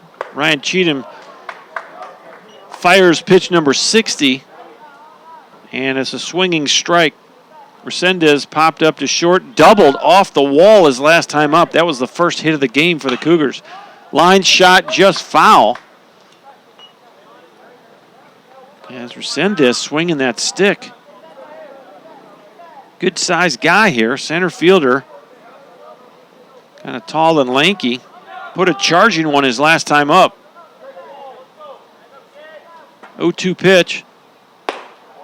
And that ball sails high, the fastball. And it's 1-2.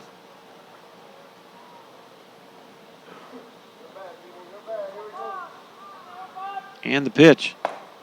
Strike 3 called, outside corner. And for Ryan Cheatham, that's strikeout number 6. One out here in the 6th inning. Here's Alec Achando. Achando laid down a bunt his last time up. Struck out swinging back in the first. 0 for 1 today.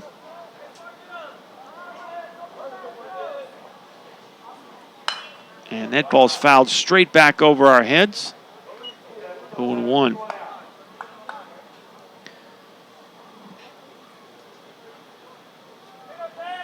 The Cougars 2 runs on 5 hits. The Apaches 2 runs on 5 hits. Neither team has committed an error at this point.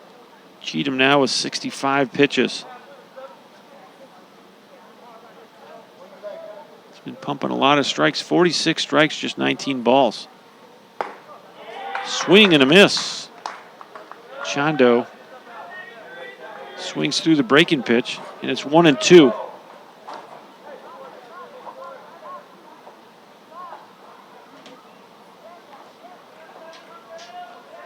One out, nobody aboard. Looping liner into right. That's going to fall in front of the right fielder, Mason Mallard, for a single. Now, you thought Mallard might have a chance off the bat. Didn't get a great jump, and that ball just fell right in front of him. Again, the wind's knocking those balls down today. Sometimes the wind will carry the ball toward the fence here at Mike Carter. Not today. We have a south-southeasterly, 13-17, so it's at times quite breezy, but it's right in our face here in the press box. First pitch to the shortstop, Austin Johnson. He's 1 for 2, does have an RBI. His last time up, he ripped the ball into left field for an RBI single. And Cheatham gets behind 2-0, and that's going to draw a little mound visit from Brenton Schwab.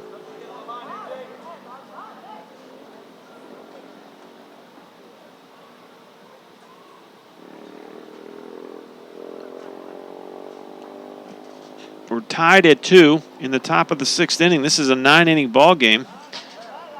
And Jonathan Groff going down to the bullpen. I don't think he's going to throw. Not sure he's going down there to tell somebody to get going. So they're going to start getting an Apache or 2 loose down there. Got a couple of guys milling around. Nobody tossing yet. 3-0. 1 pitch away from issuing a walk, and there it is. Now you got 2 runners on and only 1 out.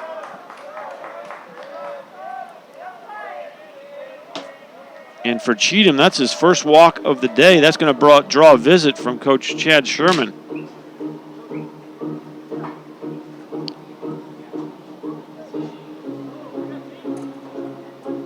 And Sherm's out there talking to his right-handed sophomore from White House, Texas, Ryan Cheatham. It's his 12th appearance of the year. It's his 11th start of the year. And the home plate umpire is going to make his way out to the mound. And Coach Sherman. Are we having a pinch runner right here? So they just made a substitution during that pitching change. Number 3 is now at second base. So Achando is out of the game. And I'll try to pull up the roster here. Steven Valdez. So Valdez is the pinch runner at second base. Steven Valdez, the pitcher, is Josh. So Achando is now out of the ball game. And Valdez at second represents the go-ahead run here in the sixth. First pitch swung on. That's driven to right center. Mallard's going to go back, have room, make the catch. He almost left early. You might want to check that. Pretty close. They're going to throw right to second. I thought he left early. And they're going to get him. The pinch runner was a little over anxious. I thought he left. I sure did, and that was a good appeal, and they got him. So Roland Resendez drove that ball to right. He'll be out on the F9. The pinch runner is going to be out on the appeal play at second base. And that'll end the inning. Apaches get out of a bit of a pickle there.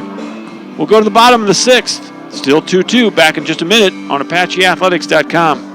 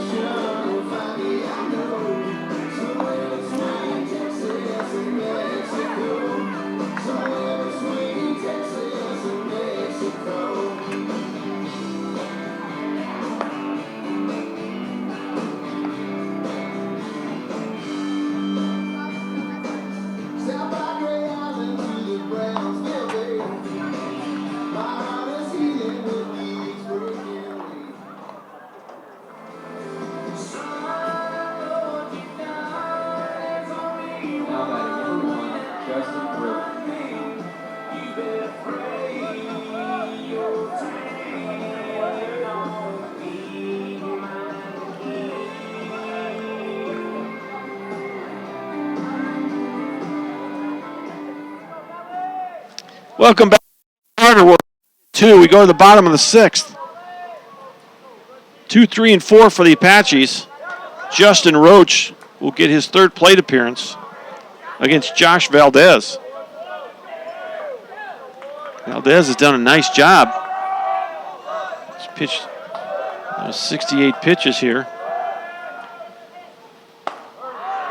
That pitch is in there, and we're even at 1-1 to Justin Roach. Roach is 0 for 1. He hit a sac fly and has an RBI, so he drove in one of the two Apache runs back in the first inning. Breaking pitch over the heart of the plate.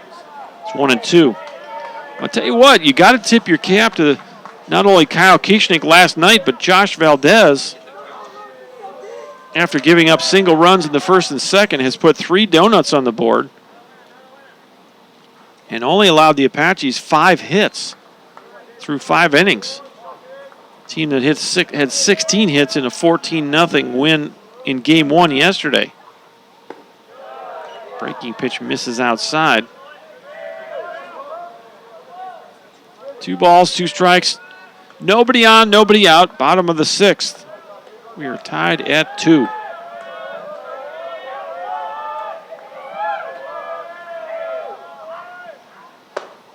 That pitch missed high, and it's now full.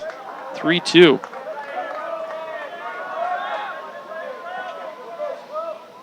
Neither team has had an abundance of base runners in this one. Line shot right at the shortstop, Johnson. And there's 1 out. That ball was well hit by Roach. Just hit it right at the shortstop.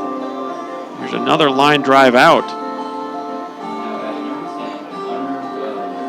Apaches have hit the ball hard a number of times here in this one, but right at some of the Cougar defenders. Stepping in now is the shortstop, Hunter Wells. Wells is 2 for 2. Got 2 infield hits in this ball game. Time is called.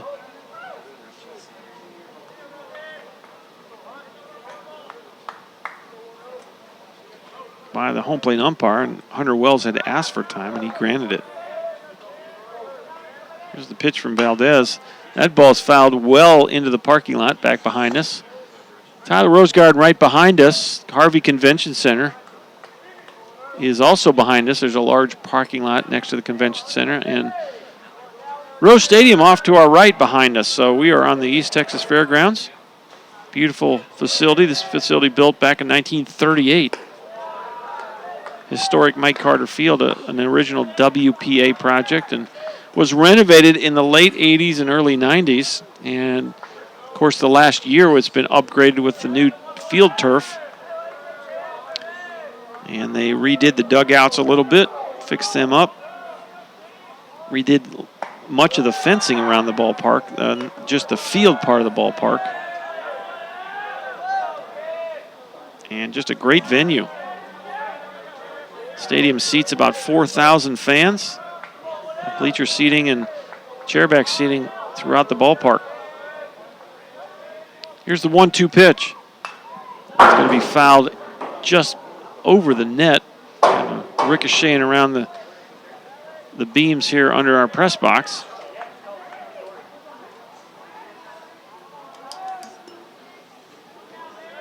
The Valdez has now thrown 76 pitches.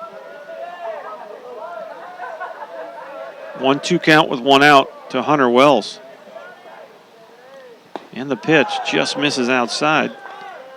And it's 2-2. Wells looking for his third hit of this game.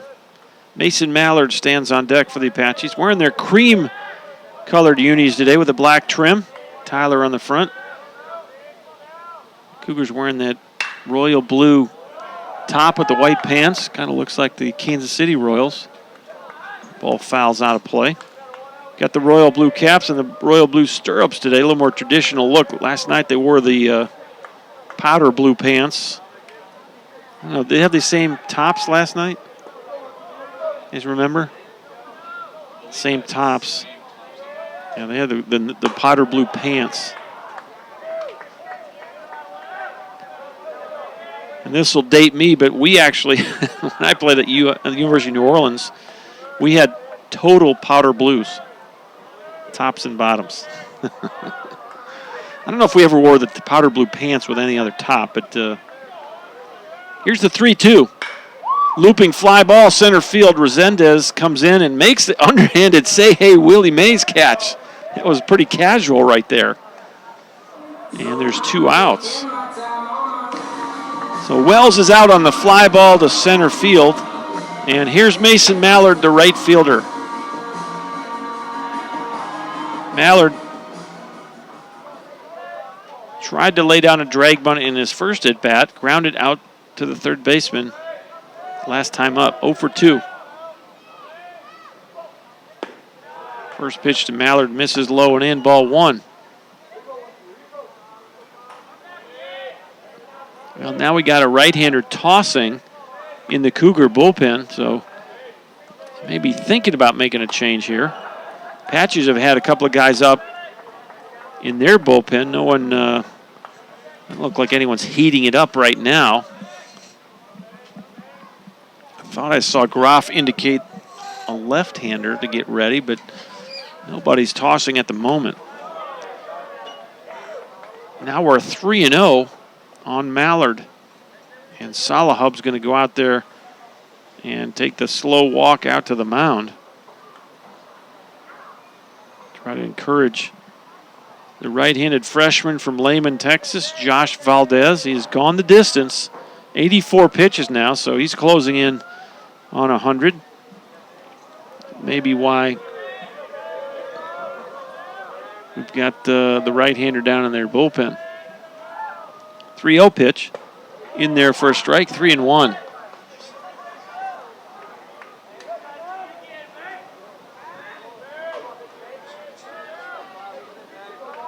Two outs. We're tied at 2 in the bottom of the 6th. Nobody aboard. Next pitch to Mallard. He'll hold off on that, and he'll draw a 2-out walk. For Valdez, it's his first walk of the day. That's what I'm saying. He's thrown a lot of Strike's done a good job. 86 pitches so far, and he's going to face Jordan Trahan here. He's going to get a visit from the assistant coach who evidently works with the pitchers. Go out there and chat through this situation. And it's a big at-bat for the Apaches. Trahan going to have a chance with 2 outs. Got to believe that there'll be one thing on the mind of Jordan Trahan, and that's driving one out of here right here.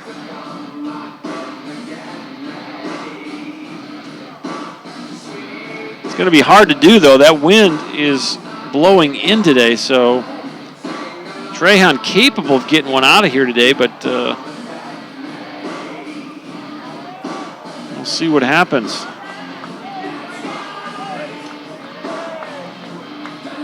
Coming into the weekend, Trahan had 7 homers, and he's now got 47 RBIs. First pitch to Jordan coming up here.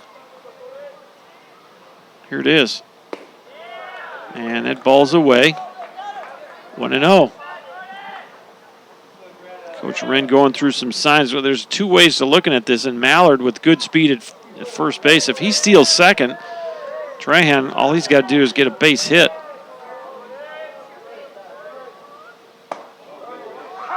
Trahan thought about swinging at that, held up, and it was called a strike, so we're even at 1-1. The Cougars going to run a catcher down that bullpen. They may think more seriously. Now they got a lefty throwing.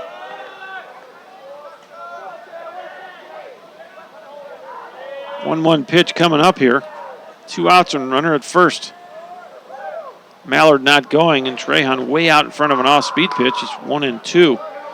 Probably going to see a couple more of those.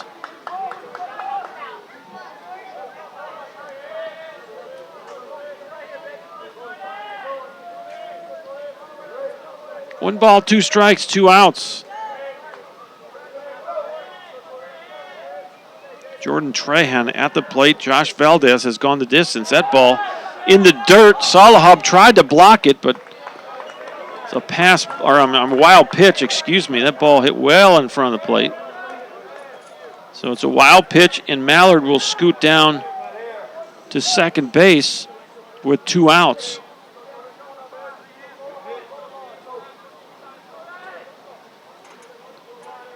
Well, Trahan now, all he's got to do is drive this ball through the infield, and Apaches may have the lead. Swing and a miss, an off-speed pitch. There it was. And strike 3. That's going to be only, well, golly, that's the first strike out of the ball game, and it came at a big time. So Valdez strands a runner at second base. We'll go to the 7th. 2-2. Back in just a minute on ApacheAthletics.com.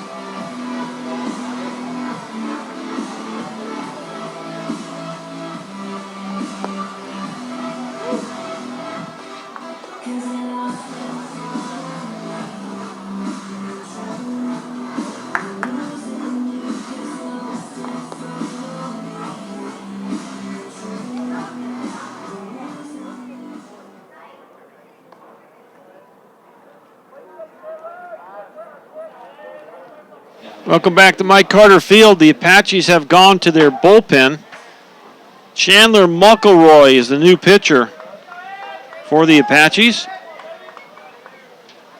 for McElroy. It's outing number 16 of the year. He's 1-1 with a 2.33 ERA, 19 and a third, 18 strikeouts, and 5 walks. First pitch misses, ball 1 to Josh Evans, the DH. Evans 1 for 2. Flew out to center and doubled to left. That ball left, no one's getting it. One high. Evans makes a turn at first, and he'll make it to second. Wow. The big guy, Josh Evans, the DH, chugging around first and had to go head first to barely avoid getting tagged out. That ball was mashed on the first, or the looked like a fastball, and he just got the barrel there at plenty of time and short hopped the fence in left field. Here's Gabriel Murillo. We may see him bunt here. Already seen Coach Chavez do this. Runner at second, nobody out, and he bunts him over. Trahan's going to come in at first. Whitehouse creeping in at third just a little bit. McElroy got his sign. Here's the bunt, and it'll roll foul. Oh, nice job by Whitehouse to let that roll foul. Had just enough English on it to allow it to spin and roll. Pretty good angle on the bat right there by Murillo. The drag bunt. Perfect or foul is kind of the rule you use there. Either bunt it perfect or have it go foul. Now you've got that in the minds of the defense. They have to honor it. 0-1 on Gabriel Murillo. 1 for 2 in this one. Single to left. There's a more traditional sacrifice, and that'll roll foul as well. Looks like Murillo's kind of jabbing at it. When he does that, it kind of slices at the ball. And when the bat slices through the baseball, it's got that spin, and both those balls have spun foul. Try to teach these guys to catch the ball with the bat, kind of deaden it. And unfortunately for Mr. Murillo, both those balls had a chance to stay fair, but the spin on them took them in foul territory. No balls, 2 strikes. Runner at second is Josh Evans. He led the inning off with a sharply hit ball to left field that one-hopped the fence. McElroy on the mound. Here's the pitch. He's going to lay down a bunt, and this one's going to stay fair. McElroy's got to spin and throw to first, and took him off the bat. A hit. Murillo, I'm going to give him a hit. 1B1. And I tell you what, you got to. Jordan Trahan did a good job of coming off the bag there, because if he doesn't, that ball goes down the right field line and a run will come home. So not only do you move the runner to third, you get an additional runner at first, nobody out. You got to be heads up here on the squeeze.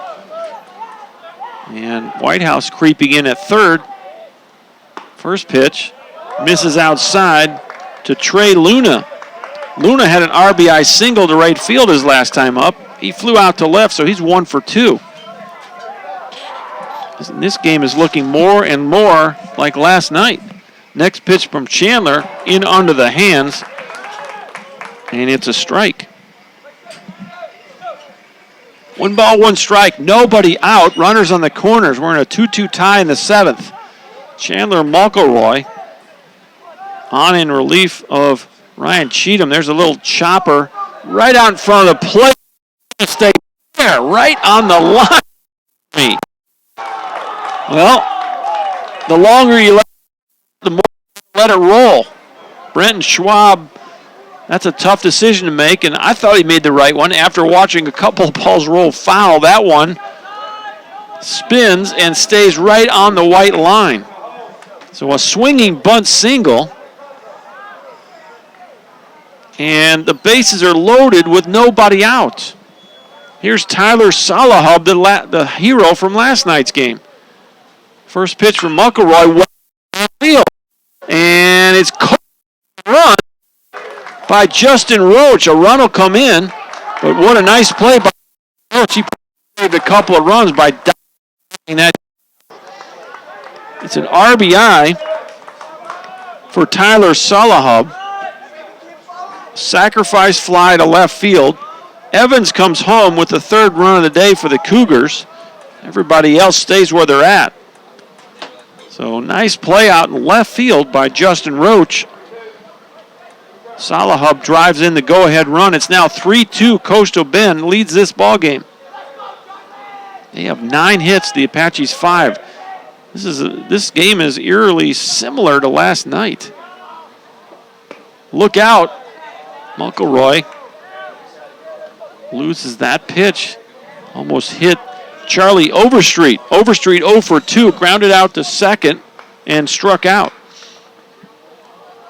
Well, we have seen, and it wouldn't be beyond Coach Chavez to lay a bunt down here. Whitehouse playing back at third, kind of opening the door for a bunt here.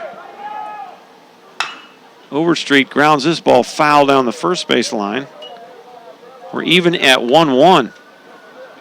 Well, you do have a couple of guys tossing, a right-hander and a left-hander for the Apaches.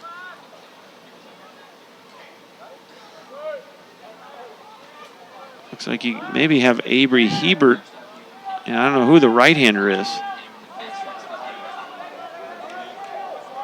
1 ball, 1 strike, 1 out. 2 runners on for the Cougars. There's another foul ball down the first base side. 1 ball, 2 strikes. The Apaches trying to work through some 7th inning challenges here. Coastal Bend has hung around and taken the lead here in the 7th. They had a single run in the 4th and the 5th, and now they take a 3-2 lead in the 7th. 1-2 pitch from McElroy. Swing and a miss. He dropped the ball.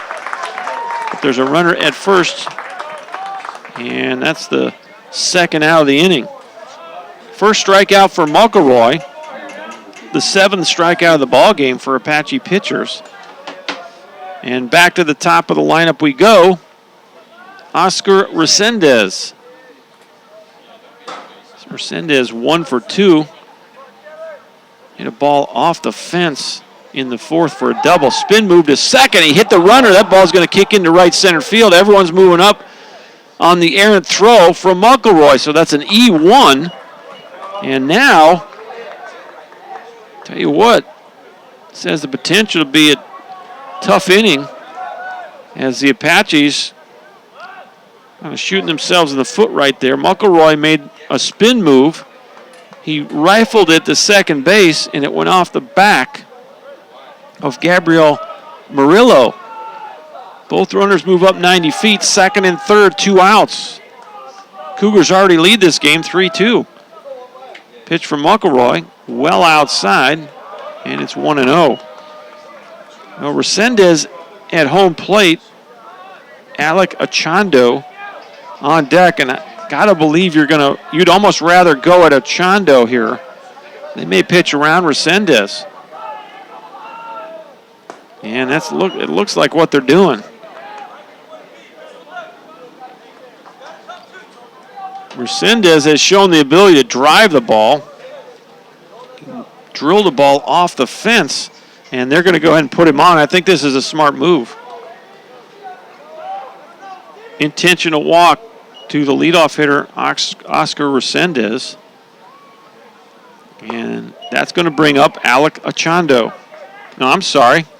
Achando was lifted for a pinch runner. That's going to bring up Steven Valdez. Valdez was the pinch runner, and he was out on the appeal play on that fly ball.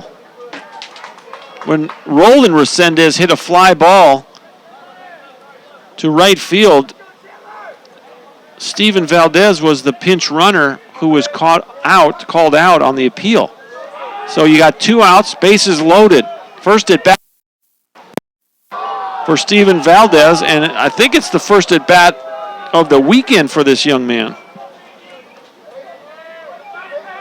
No, he actually played in game 1. He did, and he struck out. He only had 1 plate appearance against Groff, and he struck out. Fastball in there, and now we're even at 1-1. 2 outs, bases full of Cougars. They lead it 3-2 here in the 7th. Key point in this ball game for the Apaches and for Chandler McElroy on the mound. He has his sign. Here's the pitch. Outside. 2 balls and a strike. Well, you got nowhere to put Steven Valdez. A big at bat for Valdez. McElroy ready to work here. Here's the 2-1. Little chopper foul, and we're even at 2-2. 3-2, Coastal Bend leads the Apaches. They have 3 runs on 9 hits. The Apaches, 2 runs on just 5 hits. Josh Valdez has gone the distance for the Cougars. This is Steven Valdez at the plate with a 2-2 count and 2 outs and the bases loaded. McElroy has his sign. Here's the pitch. Chopper, third. Whitehouse is going to have to make a tough play on the run, and it's not. It's an infield, and the lead is now 4-2. 1B5 if you're scoring at the house, and how about this? How many balls have not left the infield? And that's going to be all for Chandler McElroy. Everybody moves up 90 feet. Valdez is going to get an RBI infield single. Murillo comes home to score, and it's 4-2. Cougars lead it. The new pitcher is going to be Alex Masato.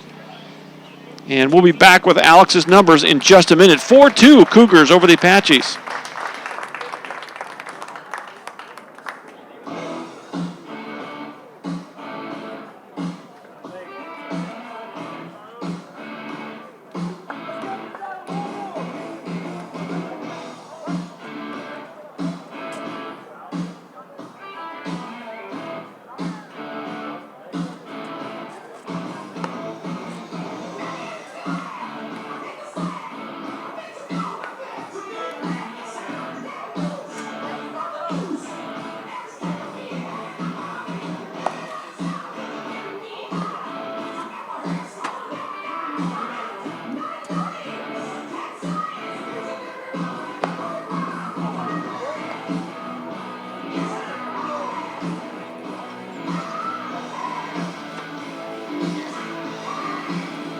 All right, the new pitcher is Alex Masato.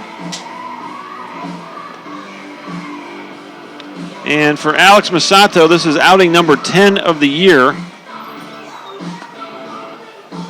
He's 0-1 with a 2.53 ERA, 10 2/3, 7 strikeouts, 3 walks for Alex.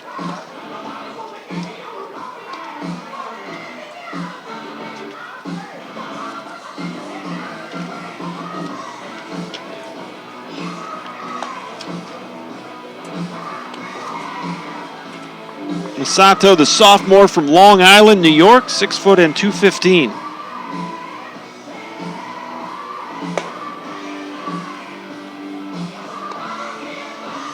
And he has a dubious distinction here of trying to stop the bleeding here in the 7th. The Apaches have given up 2 runs, and they now trail 4-2. Bases are loaded. So Masato comes on in relief of McElroy, who had relieved the starter, Ryan Cheatham. Stepping in for the Cougars, the 8th batter of the inning, Austin Johnson, the shortstop. He is 1 for 2 with a walk. First pitch from Alex, outside. Ball 1. One of the tough parts of this role right here for Alex is that he's got to throw strikes. He's got no room for error. He's going to have to go right at these Cougar hitters. Austin Johnson, RBI single back in the 4th. Bases loaded with Cougars. They now lead in the hit column 10-5. And that pitch misses, and it's 2-0. Well, again, this is a challenge for Alex. He's going to have to find the zone right here. Johnson's going to get something to hit. 2-0 pitch. Well, field. There. 1 run's going to score. The second runner's going to be sent home. Here's the throw from Pauly, not in time. It's 2 Coastal Bend. A clutch 2-out hit off the bat of Austin Johnson. into center field. And the Apaches find themselves down 4 here in the 7th. Well, you just scratch and you claw and you find a way to get it done. And you got to tip your cap to these Cougars. They have hung around and now taken a 4-run advantage in the 7th. Still some baseball to play, but Roland Resendez is going to be the 9th hitter of the inning.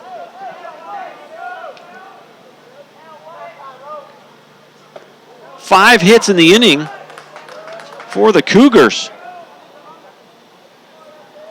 It led off with a double, and the other 4 have been singles. 3 of them infield singles. 0-1, here's the pitch. Swing and a miss, 0-2 to Roland Resendez. Well, you got runners on the corners now. Valdez at third. Oscar Resendez scored the 4th run of the inning. And the runner's going. And now you got a runner coming to the plate. They're going to start on the double. And they perfect storm right there. That was perfectly offense. Alex has got to give that ball up immediately to the middle infield and let them do that. He tried to run at the base runner. He lost his footing. And in the interim, the base runner Valdez scampered home with the 5th run of the inning. It's 7-2. And you've dug yourself quite a hole here. Well, you got to tip your cap to Coach Chavez. He's pulling out all the stops here. The old double steal works. 0-2 on Roland Resendez. Here's the pitch. Misses outside, and it's 1-2. Well, all the right things have happened for the Cougars here in the 7th. They have maximized 3 infield hits, 2 well-hit balls, 1 to left field, a double to lead the inning off, and Alston Johnson just drilled a ball into center for 2 RBIs. And this is a totally different ball game. Still got Apaches still have 3 innings to work with here, and that's a balk right there. They did not call it. Masato came set twice. He got his sign and then kind of delayed. He went halfway back. I'm not sure with 3 umpires how we missed that. But they did. Full count now. Masato had got going on the big fella, Roland Resendez, the first baseman. And now we're at full count.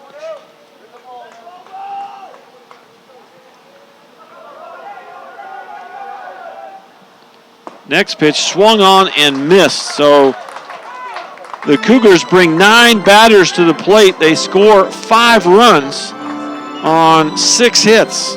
We'll go to the bottom of the 7th. Your new score, 7-2. The Cougars over the Apaches. It's 7th inning stretch time. Stretch it out.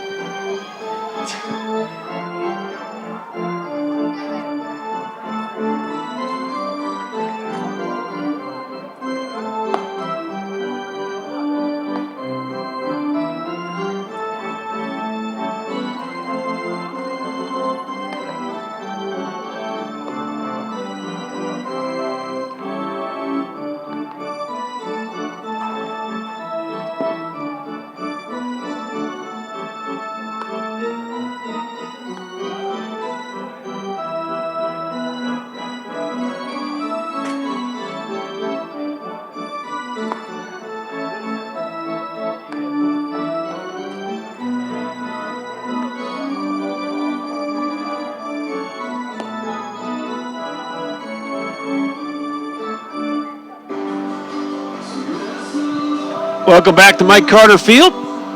7. The Coastal Bend Cougars have erupted for 5 runs in their half of the 7th. So now you got some work to do if you're an Apache fan. Put your rally caps on here. Bottom of inning number 7. I'm going to have to officially stretch it out here. I didn't get out of my chair. Hope you did at home. Nathan Methvin leads it off. Still looking for his first hit of the day. Fouls that one off, and it's 0-1 on the Apache designated hitter. Methvin 6, 7, and 8. Methvin leads it off. Whitehouse and then Brenton Schwab. Well, Josh Valdez continues to work. And there's another foul ball down the first baseline foul. Valdez started the inning with 91 pitches. So we saw their starter, Kieschnick, last night go upwards of 120 pitches in the complete game win that he tossed last night at the Apaches.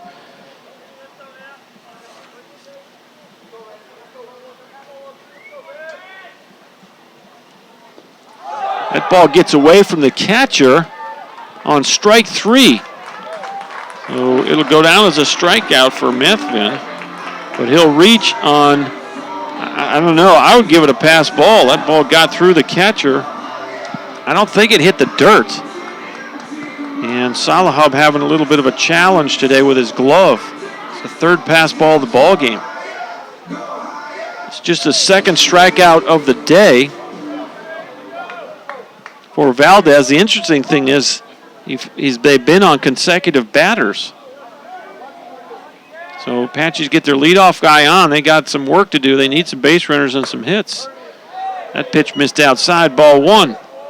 Here's Colton Whitehouse, doubled back in the second inning and scored a run, and he lined out to center in the 5th inning. So Whitehouse 1 for 2.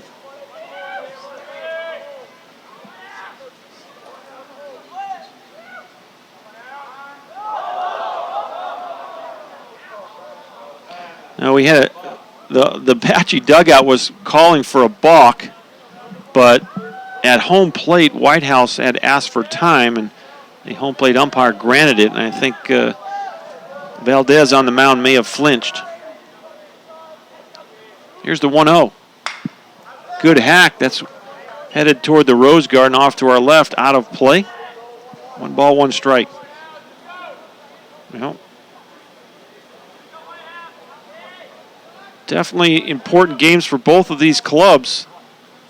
The winner of the 7-game series will earn the number 1 seed in the district tournament.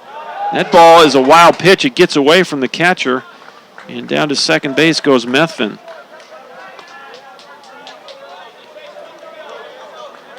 So the Apaches still got some time. They got to do some. They don't want to have to do the heavy lifting in the late inning, at 8th or 9th. They need to do something here to get back into this thing. We were 2-2 going to the 7th, and the Cougars put up a crooked number of 5. Line shot, left field, into left field for a single. The runner's going to be sent home, and he'll score easily, and it's 7-3. So that gets the crowd into it on the base hit by Colton Whitehouse.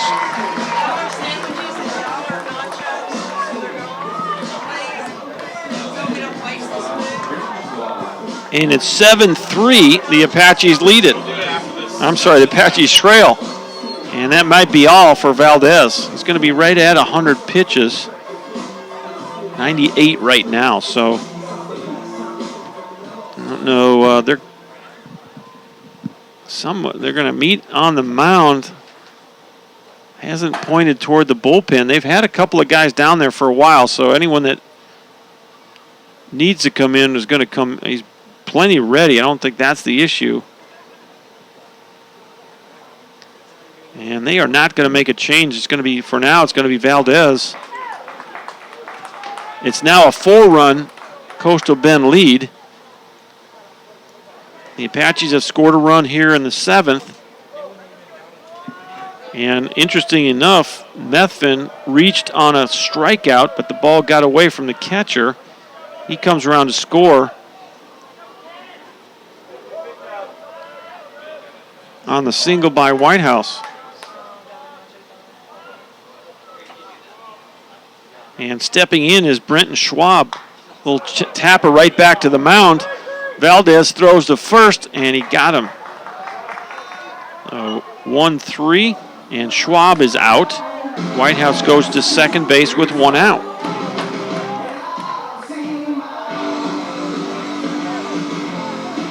stepping in for the Apaches is the center fielder, Jared Pauly. We're at the 9 spot in the Apache lineup.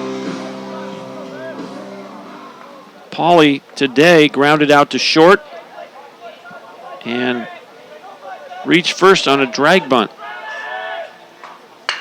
Well hit, center field. This is trouble. It's going to fall in front of the center fielder, Resendez. He'll fire it into the infield, and Apaches got something going here. 2 runners on now with only 1 out. Single to center by Pauly, and back come the Apaches. Coach, am I back on with you? You are. Well, I had to take a little break there, Coach, and when I left, it was 2-2. I don't know what happened. what you Well, you're back, and that's for Josh Valdez. Cougars going to make a pitching change. We'll talk through the pitching change here as Valdez does a nice job. 100 pitches on the button. And that's a pretty good start for that young man, the freshman from Lehman, Texas. He gives up 3 runs on 7 hits through 7 1/3 innings. So solid start for Valdez. They're going to go to the pen. They're going to the lefty. And since we get a number on this young man,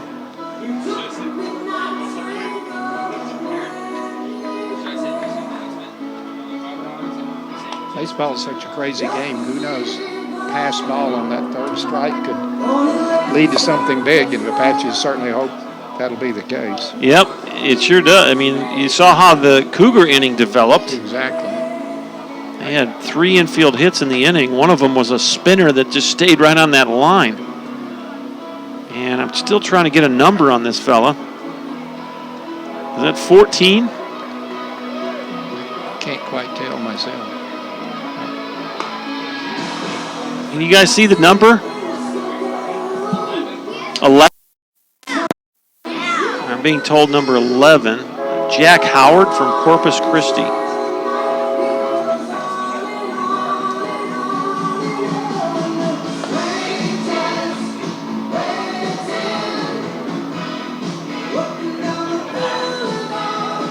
So Jack Howard's the new pitcher for the Cougars.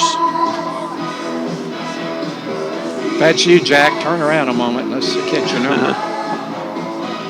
If it is Jack, he has thrown. It is. Okay, 11 is the new pitcher. So he's thrown, this is his 11th appearance of the year. He's thrown 11 1/3 innings, struck out 12 and walked 10. So they have used Howard many times in the bullpen, and his job is to stop the Apaches from doing any further damage. The Cougars lead at 7-3. We're in the bottom of the 7th. And we are back at the top of the Apache lineup. There goes the 256 right on time here at Mike Carter. Here's the pitch from Howard in there for strike 1. Well, McCusick at the plate. We're at the leadoff spot in the Apache lineup. McCusick's 1 for 3 with a run scored. Next pitch, he fouls it off down the left side. And it's 0-2 on Matt McCusick.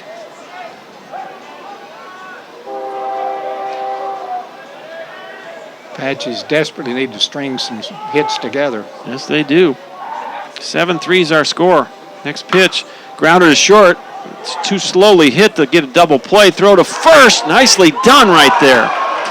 Bang, bang play at first base, and that's a good play by Austin Johnson. But another run came home, and your score is now 7-4 as Whitehouse came home on the ground ball. And that's a big play right there, because if McCusick is safe, all of a sudden you got 2 runners on, still only 1 out, and it's now just a 3-run lead. Apaches have come back here, so that's an RBI for McCusick. And that's a nice play by Austin Johnson. You got a 5th run out at second base. And you got Roach at the plate. Justin Roach had a sac fly in the first inning to left field, grounded out to second, and lined out to short. So he's 0 for 2 in this ball game. 1-0 count with 2 outs. Jared Pauly's out at second base. And it's 2-0 on Justin Roach. Now Roach is going to step out. The umpire reminded him, if you want to get out of the box, ask for time, sir. Roach just stepped out on his own there. Here's the 2-0 pitch. Outside corner, strike one. The left-hander from Corpus Christi, Jack Howard.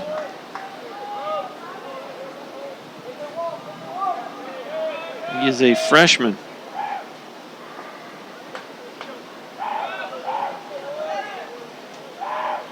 And here's the next pitch. Same spot, same pitch. 2 balls, 2 strikes. Well, Coastal Bend has a brand new stadium, beautiful, fully turfed stadium down in Beeville. And so these young men are used to playing on this turf, and they play like it. You can kind of tell they're making the plays with the glove, and that turf isn't phasing them at all. Actually, if you're used to even fielding it on the grass, there's a little bit of an adjustment there, but it's actually an easy adjustment for going that way. Going to the grass from here is another story. 2-2 pitch. Fouled out of play. We'll do it again. I've heard a few comments from fans who say they thought the ball would be a little faster on this turf than it appears to be. I don't know if that's... Yeah, they got a lot of fill in the turf, so there's a sand base and then some of that rubberized material on top of the sand, and it isn't as fast as you might expect it to be. Here's the next 2-2. That's in the dirt, and there's a good block by Salahub. As he's had his moments today where ball got by him, but that time kept it in front. And now it's a full count on Justin Roach. The Apaches 1 ball away from bringing the tying run to home plate. Trying to get some energy. That dugout making some noise. The fans are excited as well. Here's the 3-2. Ball 4. Well, you don't have to get them all back in 1 inning, but here's Hunter Wells. 2 hits and 3 at-bats. Apaches would sure like to at least pick up 1 or 2 more right here. Yeah, absolutely. You got guys on base. You want to try to get them in. Key time in this game. This is very much like last night's game, except that last night they weren't down by 5.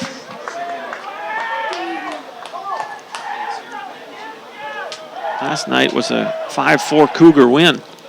Ground ball right side through the right. Luna's coming up with it. The throw to the plate is not going to be in time. Everyone extra the throw.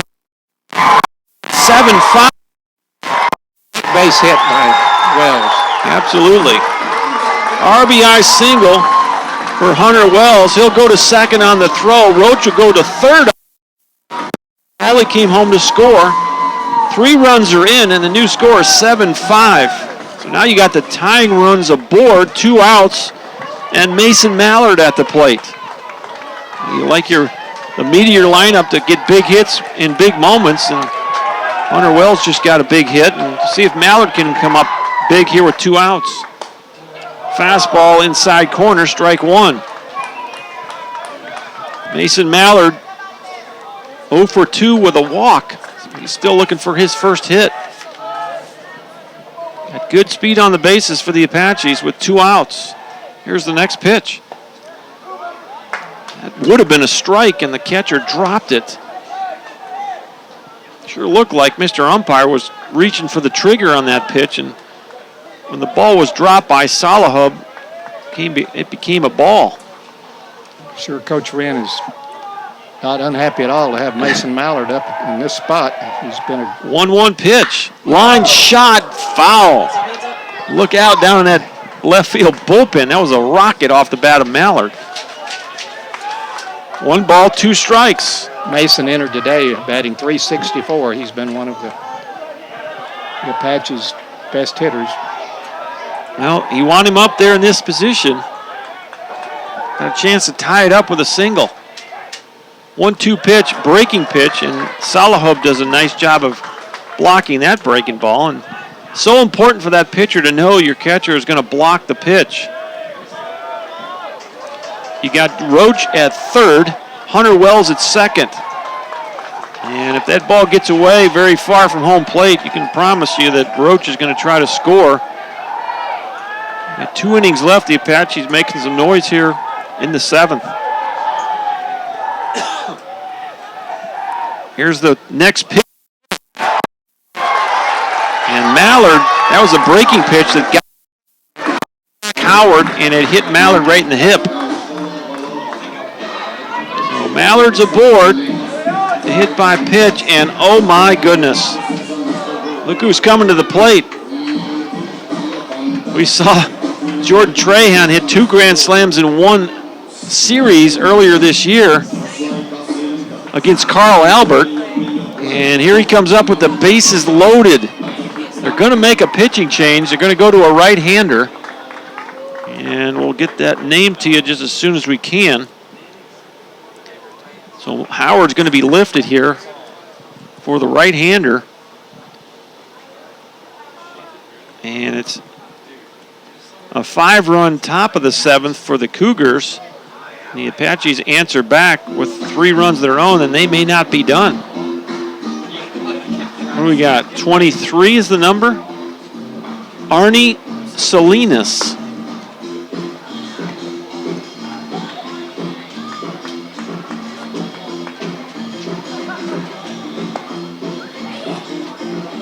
So Salinas is going to come on and take over for Jack Howard.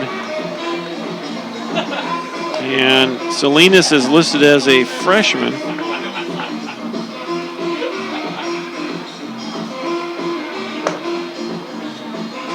From Edinburgh, Texas.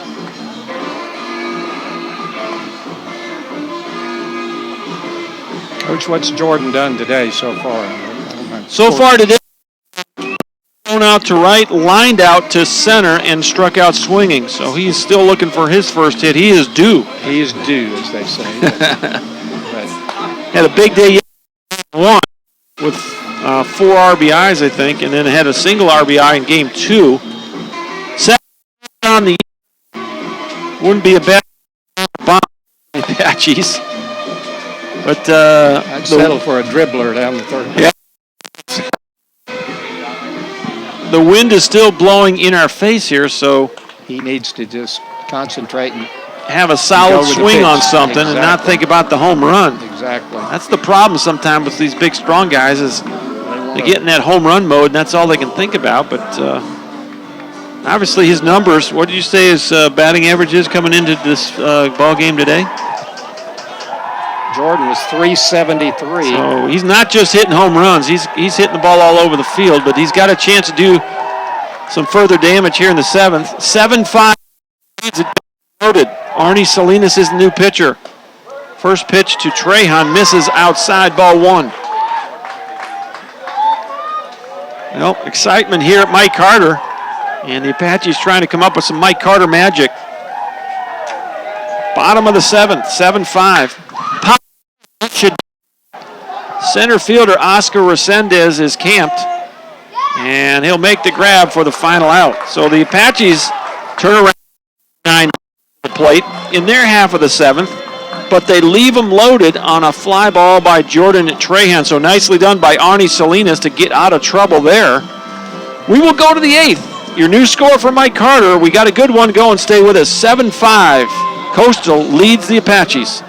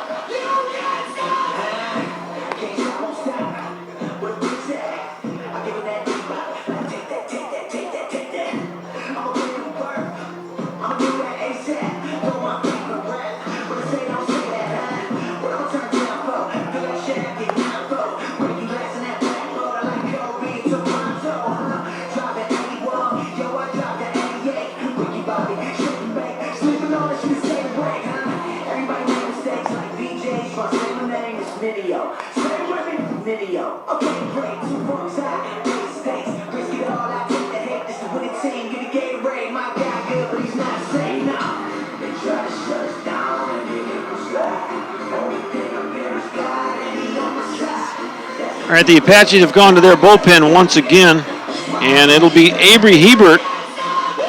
And Hebert came on last night and threw a perfect ninth inning in the Apaches' 5-4 loss. And he'll come on, and his job is to keep things right where they're at 7-5. The Apaches trail here in the 8th inning. Avery Hebert, 6'2" and 190, the left-handed freshman from Baytown, Texas. He'll be the first freshman in the ballgame on the mound for the Apaches, behind Cheatham, McElroy, and Masato. The Cougars have used 3 freshmen on the mound so far in this ballgame. And for Avery Hebert, before last night's outing, so this will be his 11th appearance of the year. He's 4-1 with a 2.00 ERA, 18 innings pitched, actually 19 innings pitched right now. He's got 15 strikeouts and just 6 walks for the freshman from Baytown. So they have gone to Hebert here in the 8th inning. Hebert will face 5, 6, and 7, Evans, Murillo, and Luna. First pitch outside, ball 1. With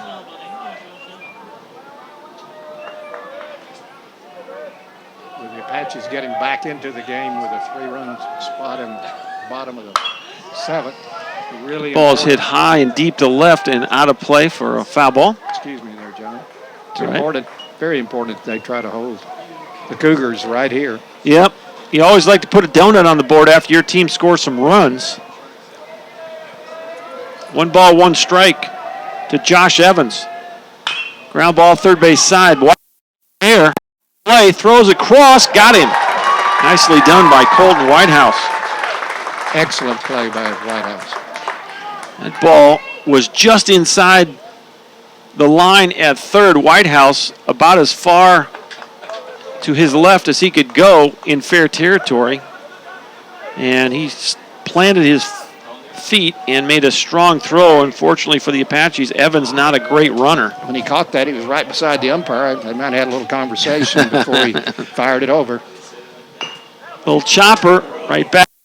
Hebert, the old deal and throw. And it's 2 outs. I think Murillo thought it went off him, and he didn't run initially. And that's what Coach Chavez is going to come in and ask about. Did that ball go off his leg? I thought it might have, but and he reacted as if it did. And you got 3 sets of eyes here, so you might ask for help on this. Because if it did go off his leg, it's going to be a foul ball. And this is a smart move by the umpiring crew. Try to get this call right. I thought it went off his leg. And if I were the batter, I'd be running up. Look right here. See this bruise right here on my Well, he leg. initially didn't run, and that's what kind of indicated that turf. You heard the thump of the ball hit the turf, and it looked like it actually might have changed direction, but it bounded out toward Avery Hebert. He picked it up and threw it just in case it was called fair. The home plate umpire did not call it a foul ball, and nobody saw that come off the leg, so it's going to stay as an out. And there's 2 outs here in the 8th inning. Here's Trey Luna. Luna's got 2 hits in 3 at-bats. RBI single to right field back in the 5th inning. Had an infield single. He's the guy that hit that little squibber that stayed right on the line. Hit a little ball that spun and spun and spun and just stopped right on top of that white line on the first base side. First pitch was a strike. Here's the 0-1 delivery, and it's outside, and it's 1-1. The Apache fans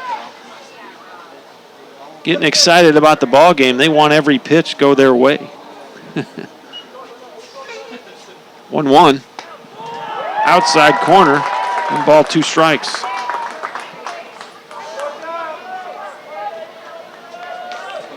This is a 9-inning ball game, as we will play a single line today, and then they'll play 4 down at Coastal Bend in 2 weeks. These are important games for both of these teams. They split a doubleheader yesterday. Apaches took game 1, 14-0, on a 12-hit shutout by Jonathan Groff. Ground ball, second base. McCusack's up with it, and it's a 1-2-3 eighth inning for Avery Hebert. We'll go to the bottom inning. The score remains 7-5. The Cougars of Coastal Bend lead the Apaches. Back in just a minute.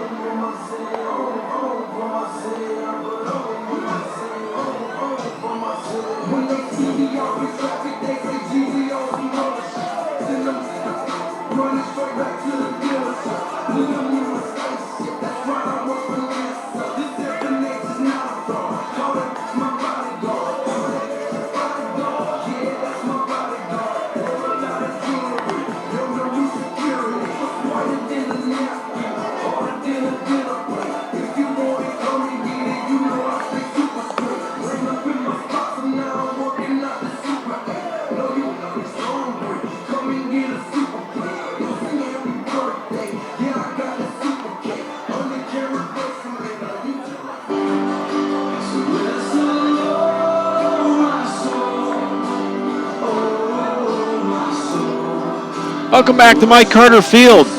Bottom of the eighth, the Apaches have 6 outs to work with here, and they trail by 2 runs.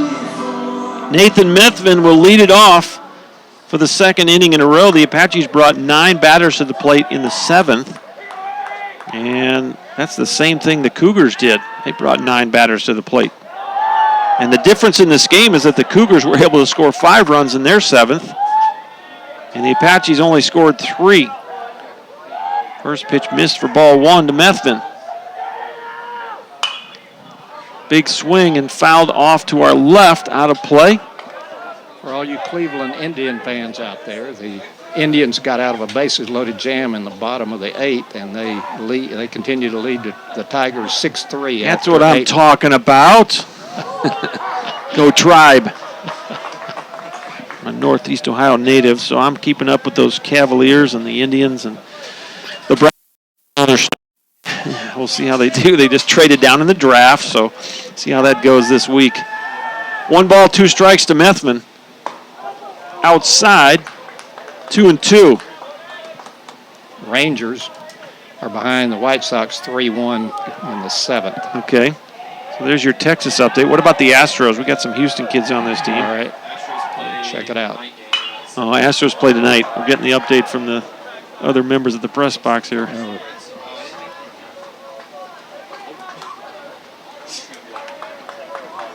2-2 count on Nathan Methvin.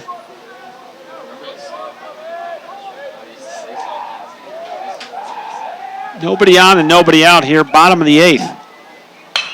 That ball's well hit. Right center gap. Hit there. 1-10.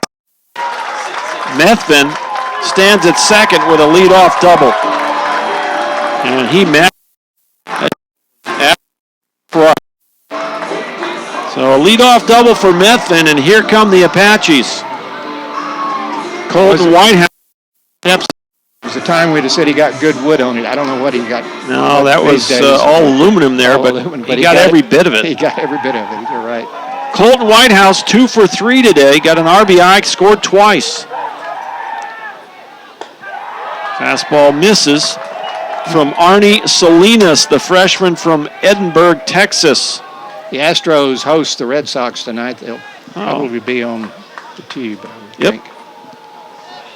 It might actually be the Sunday Night Baseball on ESPN game of the week. So probably. 7-5, the Cougars lead the Apaches, but the Apaches with their leadoff hitter aboard here in the 8th. Colton Whitehouse trying to have another big day at the plate. He's already 2 for 3. Apaches now with 9 hits in the ball game. That ball field, but the wind will hold it up. Right fielder Luna's got the play and close at third, but Methvin beat the throw. So that'll go as an F9. I tell you what, great. He fired the ball to third base, and a hustling Nathan Methvin got over there. So 1 out. And here's Brenton Schwab. So the only signs you'd give right here if you're going to squeeze, Coach Wren giving some signs. Corner infielders, they're going to appeal to second. The guy at first base made the call. And palms down says no go on the appeal play. He was safe. And he did not, I don't believe he left early. First pitch swung on and missed by Schwab, and it's 0-1. Breaking pitch from Salinas. Salinas came on with 2 outs and got Trahan to pop up to center. He's given gave up a leadoff double to Methvin, and now he's 0-2 on Schwab. Gone to the breaking ball. Yep. Well, a little off speed. You got no one else throwing in that bullpen, so for now it's going to be Arnie Salinas. Swing and a miss, he got him. Big strikeout of Schwab right there. And that's going to bring up Jared Pauly with 2 outs. Just the 3rd strikeout of the game for Cougar pitchers. The first strikeout of the outing for Arnie Salinas. Came at a big time with 1 out. Now you got 2 outs. Pauly's got 2 hits and 3 at-bats. One of them was a drag bunt. The other one was a single to center field. First pitch is going to miss for ball 1. Another time in the game where a big 2-out hit could be the difference maker. Absolutely. The Apaches trying to chip away at a 2-run advantage here in the 8th. Salinas falls behind 2-0. Pauly probably going to get something to swing at right here. He's got his sign. Methvin's at third. Here's the pitch. That ball's high, right field, but the wind will hold it up, and Luna will catch it for the 3rd out. F9 if you're scoring at the house. The Apaches, a leadoff double. Methvin crushed the ball off the fence, but they couldn't get him in.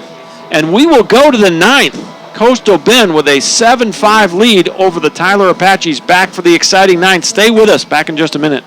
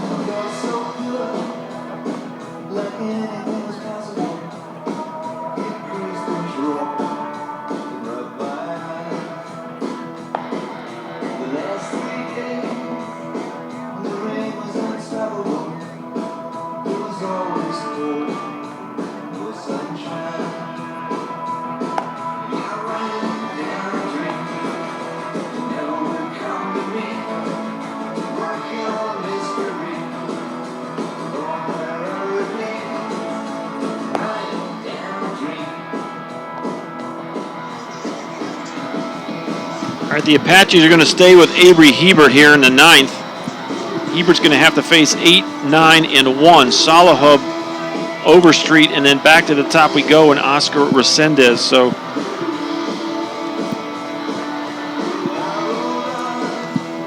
Hebert came on and threw a perfect 8th inning. Salahub's going to lead the inning off. Overstreet will be on deck, and Resendez will be the 3rd bat of the inning. So with a 2-run advantage, we go to the 9th inning. Coastal Bend trying to secure a series victory here against the homestanding Tyler Apaches. These 2 teams will square off in 4 more games down in Beeville, and there's a chance we may broadcast those games. So keep an eye on the Apache website. Ground ball, third base side. In learning that the Cougars had a new facility, they got an enclosed press box that may allow us to broadcast those games. I'm going to have to check my schedule to see if that's possible, but we're certainly hoping that's the case. And if it is, you'll be able to link up the same way you did right now. 0-2 pitch. Outside, misses, and it's 1-2 on Tyler Sulahub. Sulahub 0 for 2 with a sac fly. Back in the 7th inning, as the Cougars were able to score 5 runs in the 7th. Here's the 1-2. Outside, 2-2. Hebert, the left-handed freshman from Baytown, Texas. Pitched a perfect 9th last night and a perfect 8th today, and now time is called by Tyler Sulahub at home plate.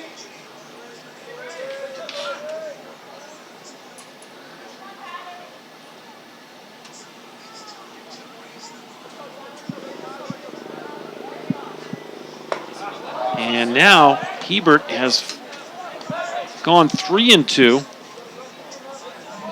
on the leadoff hitter, Tyler Sulahub. Well, you want to keep it right here. Big part of that was to try to keep the leadoff hitter off base. Here's the 3-2. That ball's well hit to left field, high and deep. No one's getting there.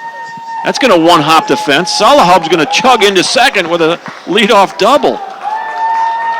Well, that guy got 2 big hits in yesterday's game, and he steps up big here in the 9th.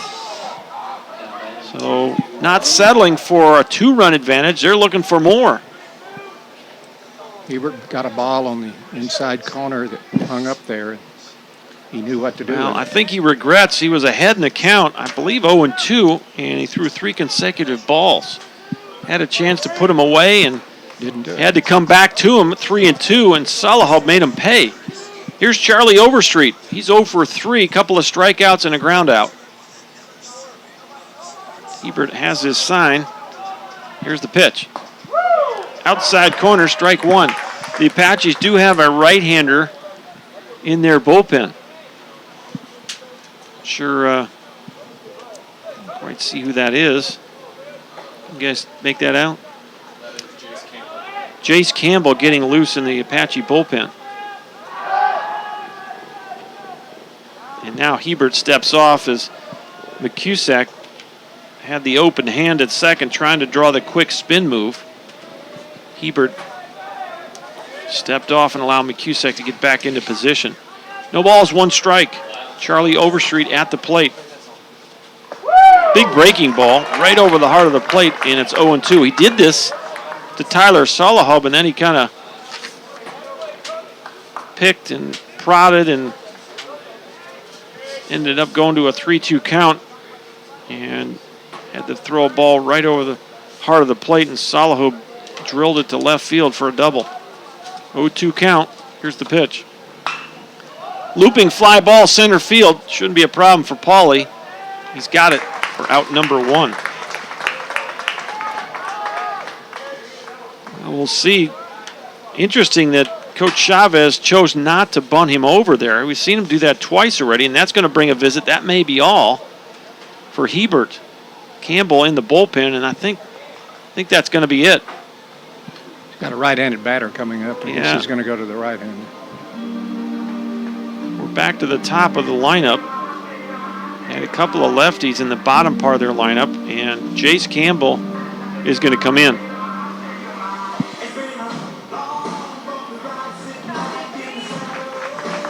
So Avery Hebert faces 5 batters, gets 4 of them out, does give up the leadoff double to Sulahub. And the new pitcher is Jace Campbell.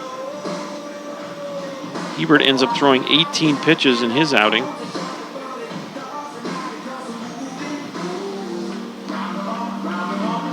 And let's pull up some information on Jace Campbell for you. His first warm-up pitch hit the bull. That's right. 6'1" and 170. The sophomore from Alvin, Texas. That's Nolan's hometown. We are in the 9th with 1 out.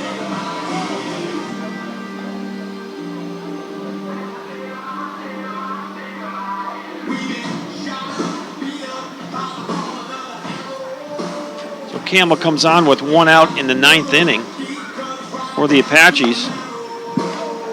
On the season, Jace Campbell, 1-1 with a 3.12 ERA. This is Campbell's 13th appearance of the year. 17 and a third, 16 strikeouts, 7 walks. When you had the reins of the club, Coach, the righty against righty, lefty against lefty, was that a big deal, or was it all depending on how many personnel? guys you had in that bullpen that could get people out.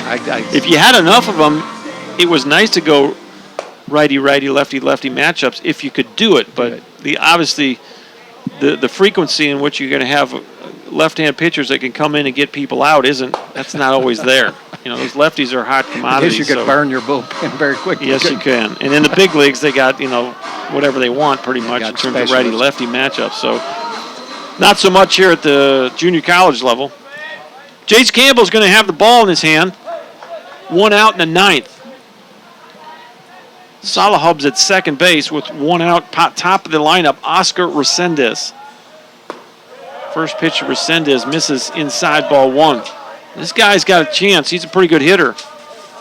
Saw him drove a ball. He drove it to center early in this ball game, doubled to center back in the 4th inning. He had 2 hits in the win last night. A 4-3 victory for the Cougars. Chases a fastball there. 1 ball, 1 strike. 1 out. Tyler Salahub at second. Led the inning off with a smash double. The Apache outfielders are, let's say, medium depth. They're not that deep. Yeah, if he catches one here, he can drive it. Pops this one up, got under it. And the left fielder, Justin Roach, coming in and making the grab for out number 2. This Cougar bunch, they're a free swinging group. They don't get cheated at home plate. And if they keep the barrel up, they've shown the ability to drive the ball to the gap. And not sure what the fence line is down in Beeville, but they got a few homers.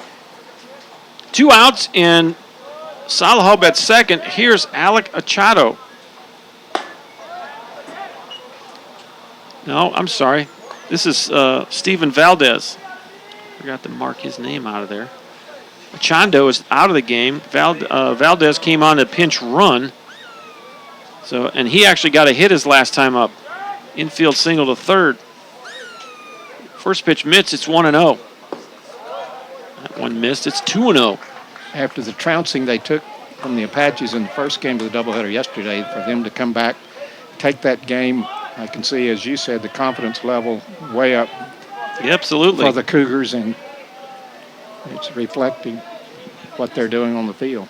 Fastball over the heart of the plate, 2-1. Well, I made that comment on the pregame interview with Coach Chavez that, he's to be commended because his kids bounced back from a 14-0 defeat and beat a pretty good club 4-3.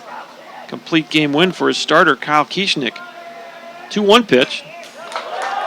And Valdez fouls it straight back, and we're even at 2-2. 2 outs. Runner at second is Tyler Salahub. He led the inning off with a double. He's been there ever since. A couple of fly balls, one to center and one to left. That's where we are right now. Steven Valdez at the plate. 2 outs. Here's a 2-2 pitch. Strike 3. And it's the first strikeout of the inning for Mr. Jace Campbell, and that'll end the 9th. So we'll go to the bottom half. Apache fans, you need 2 runs to tie, 3 to win. We'll be back with the exciting finish at Mike Carter Field in just a minute.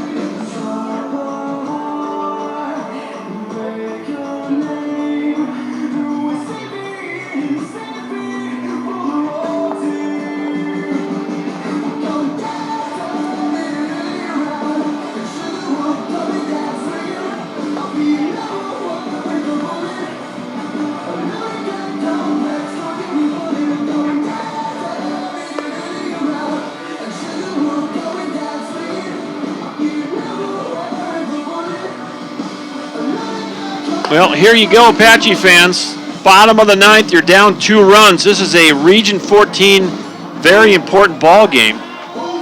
You split the doubleheader today, and if you want to take a 2-1 series advantage down to Beeville, you got to come up with some magic right here in the bottom of the ninth. Patches really would do well to get the leadoff man on, put some pressure on the Cougars. That leadoff guy, so important. First pitch by Arnie Salinas misses high, ball 1. Matt McCusack, 1 for 4 today. He's got an RBI and a run scored. 7-5, the Cougars lead it. Ground ball up the middle. Second baseman slides, can't make the play. Don't think he would have got him anyways. There you go. Off forward here in the ninth. It's going to be a 1B4, second hit of the game for McCusack. And you got to believe if you got Trahan coming to the plate at some point in this inning, you're going to have a chance to win this game. If not win it, at least extend it. Cusick did exactly what a leadoff batter's supposed to do, is get on there somewhat. Base hit. Like to see it. Here's Justin Roach. Kind of feel the excitement in the ballpark here. The Apaches looking for that walk-off win here at Mike Carter. First pitch in there for strike 1. Justin Roach, RBI sac fly in the first. Since then, grounded out, lined out, and walked. If Justin looks toward the right field, he'll see a big gap there between the Next first pitch. baseman and the second baseman. In there for a strike.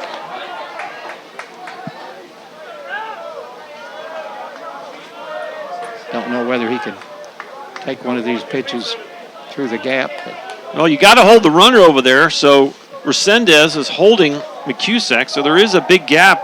Second baseman is Steven Valdez, and he is playing up the middle just a little bit. So there is a pretty sizable gap over there. And easier said than done. yeah, though, Salinas has been working him outside, so we'll see what he can do here. There's another outside pitch. There's 1-2. So this game is, the dynamic of this game has been very similar to last night's game. A 4-3 win for the Cougars. 7-5, they lead it here, bottom of the ninth. 1-2 pitch. Ground ball up, 2. Steps on the bag for 1, throws to first. Got it! Nice double play right there by the shortstop, Austin Johnson. And tell you what, tip your cap to Salinas. He got the double play ball from a quick runner, Roach. 6 unassisted, 3, and all of a sudden that takes the air out of your sails. Golly.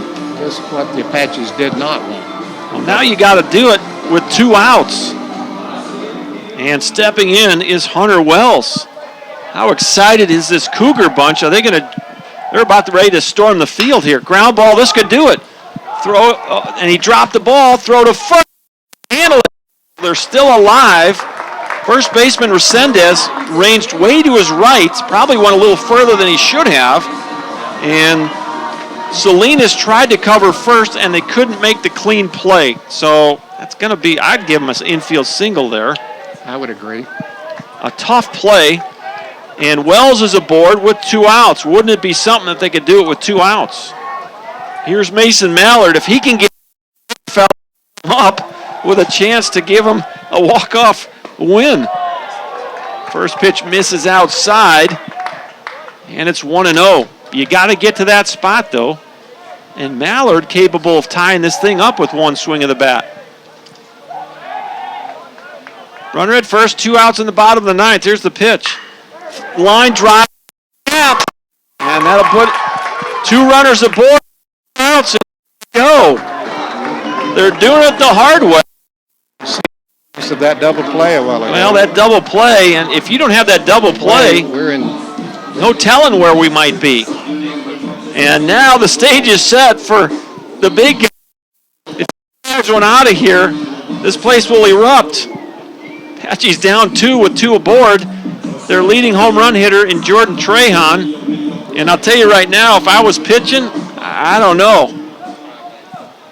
I'd be very careful here. You can't, it's hard to put him on because now you got runners in scoring position. So if you intentionally walk Jordan Trahan here. You're putting the winner on base. Careful at bat. We saw him pop up last time, just missed it. Here's the first pitch. In there for strike one. Salinas gets ahead of Trahan. And all eyes are on the pitcher and the hitter. 2 runners on, 2 outs in the bottom of the ninth. Jordan Trahan against Arnie Salinas. Next pitch, he fouls it out of play, and it's 0-2. Now he can afford to. In a hole, now you can nip and tuck and try to get him to chase something.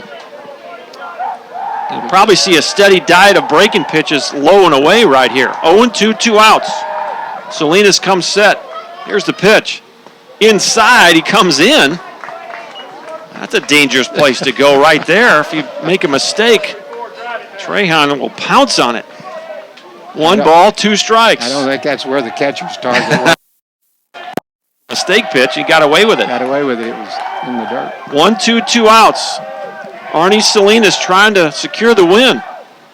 Fly high to left, but I don't think it's going to leave. I don't think it's going to leave. And the left fielder is going to catch it on the warning track for the ball game. Charlie Overstreet went back, and he had 1 foot on the warning track, and the Costa Bend Cougars are celebrating, as should they. F7, and this place went from totally excited to totally silent. The breeze blowing out a little bit. It might. Yeah, absolutely. The wind is different, and this is probably a different game here. But as is, the wind's blowing in, and both teams played on the same field with the same conditions. And Coastal Bend comes up with the 2 out of 3 series win against the Tyler Apache. So now the heavy lifting is going to have to be done on the road down at Beeville. The Apaches now are behind in Region 14 play. They are 1-2 in Region 14 play, and the Coastal Bend Cougars, tip your cap to Coach Chavez and the Cougars. They come into Mike Carter Field, and after getting beat 14-0 in the first game of the series yesterday, they turn around in the nightcap and win 4-3, and they win this ball game 7-5. With a little food and a little rest, that drive to Beeville for them will seem just like a... Absolutely. I've been on those kind of trips, and there's nothing better than winning a series or sweeping a doubleheader to make that long trip a little shorter. Particularly when you came in as the underdog.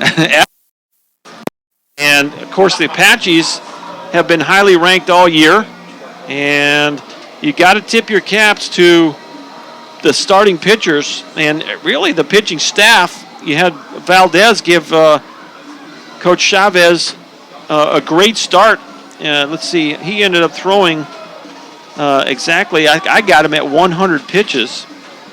Salinas ends up throwing 29 in relief, and Salinas will get the save. Valdez will get the win. And the Apaches, their overall record now will drop to 32-13 on the year. They'll drop to 1-2 in Region 14 play. The Coastal Bend Cougars, as best I can tell, are going to lift their record to 19-26 on the year, and they are now 2-1 in Region 14 play.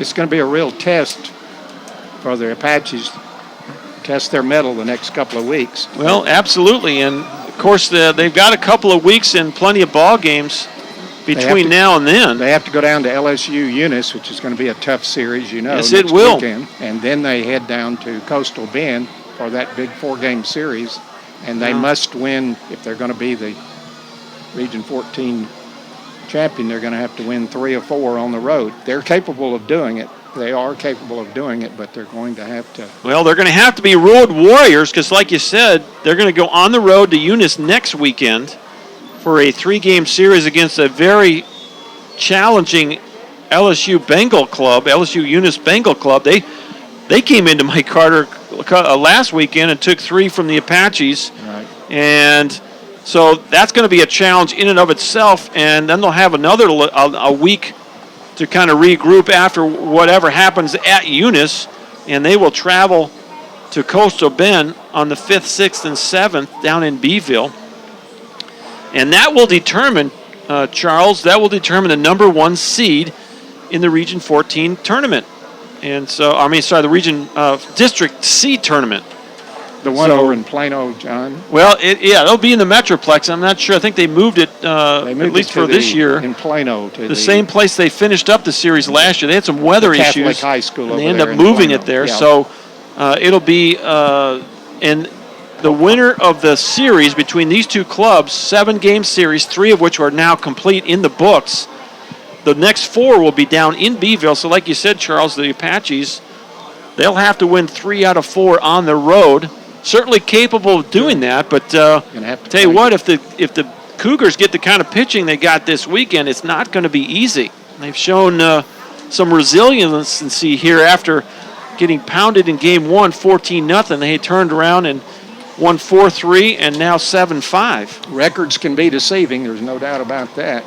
And you know what? It's that the game is the great neutralizer. Absolutely. I don't care what kind of stats you got or how highly you're ranked. You got to perform on game day, and tip your caps to the Cougars. They were able to come in to Mike Carter Field and take 2 out of 3 from the homestanding Apaches. Well, let's see if we can pull up a box score here for this ball game and give you some numbers. For the visiting Cougars, let's see here. Austin Johnson got a big hit in that rally. He got the 2-out single in the 7th inning. That really kind of put them over the top in that inning. He was 2 for 3 with 3 RBIs. He's the star of the game offensively for the Cougars. Josh Evans 2 for 4 with 2 runs scored. Gabriel Murillo 2 for 4. And Trey Luna 2 for 4 with a run scored and an RBI. So there's some of your offensive stars. On the pitching side of it, Josh Valdez goes 7 1/3 innings. And he'll get the win. He'll go to 2-1 on the season. And Arnie Salinas, you got to give him some credit as well. He came in a tough situation. He had to face the big fella twice. And the first time he had the bases loaded, got up to, and the last out of the game, we all thought up in the press box, if you get Trahan to that plate with the game on the line in the 9th inning, you're going to have a chance to either tie or win the game. And to Salinas' credit, he got him to pop up. Now, it was deep to left field, but not quite deep enough. He came right after him, too. I was impressed that he... Well, those are some of your stars of the game for the Cougars. Offensively, for the Apaches, let's give you some a rundown quickly on them. Matt McCusick, 2 for 5 out of the leadoff spot. He scored a run and had an RBI. Hunter Wells, 3 for 5. He had an RBI. Colton Whitehouse had a multi-hit game, 2 for 4 with 2 runs scored and an RBI. And then in the 9th spot, Jared Pauly, 2 for 4 with a run scored. So they had some bright spots, did the Apaches. Ryan Cheatham gave them 7 good innings. And Chandler McElroy came on, as did Masato in the 7th. They could not quite get it done. And Avery Hebert came on, did a good job in the 8th. Jace Campbell gave up a leadoff double, but did a nice job putting a 0 on the board in the 9th. And so that's the difference. That 7th inning for Coastal Bend, they put 5 big runs up on the board, and that's the difference in a ball game. The final line score, Coastal Bend 7 runs, 12 hits, no errors, and that's a big 0 in the error column for Coastal Bend. The Apaches, 5 runs, 12 hits, and 1 error. So that'll wrap things up for Mike Carter Field. For Dr. Tim Drain, Chuck Smith, Kelsey Weeks, Dr. Charles Johnson, my partner in crime here in the press box today. This is Dr. John Groth signing off from Mike Carter Field. Until next time, we may keep an eye on the TJC website.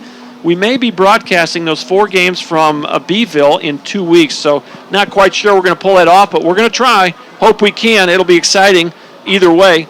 If not, our next broadcast will be against the North Ark Pioneers as they invade Mike Carter in 3 weeks. So, again, for the athletic department at Tyler Junior College, Dr. John Groth signing off. Until next time, so long, everybody.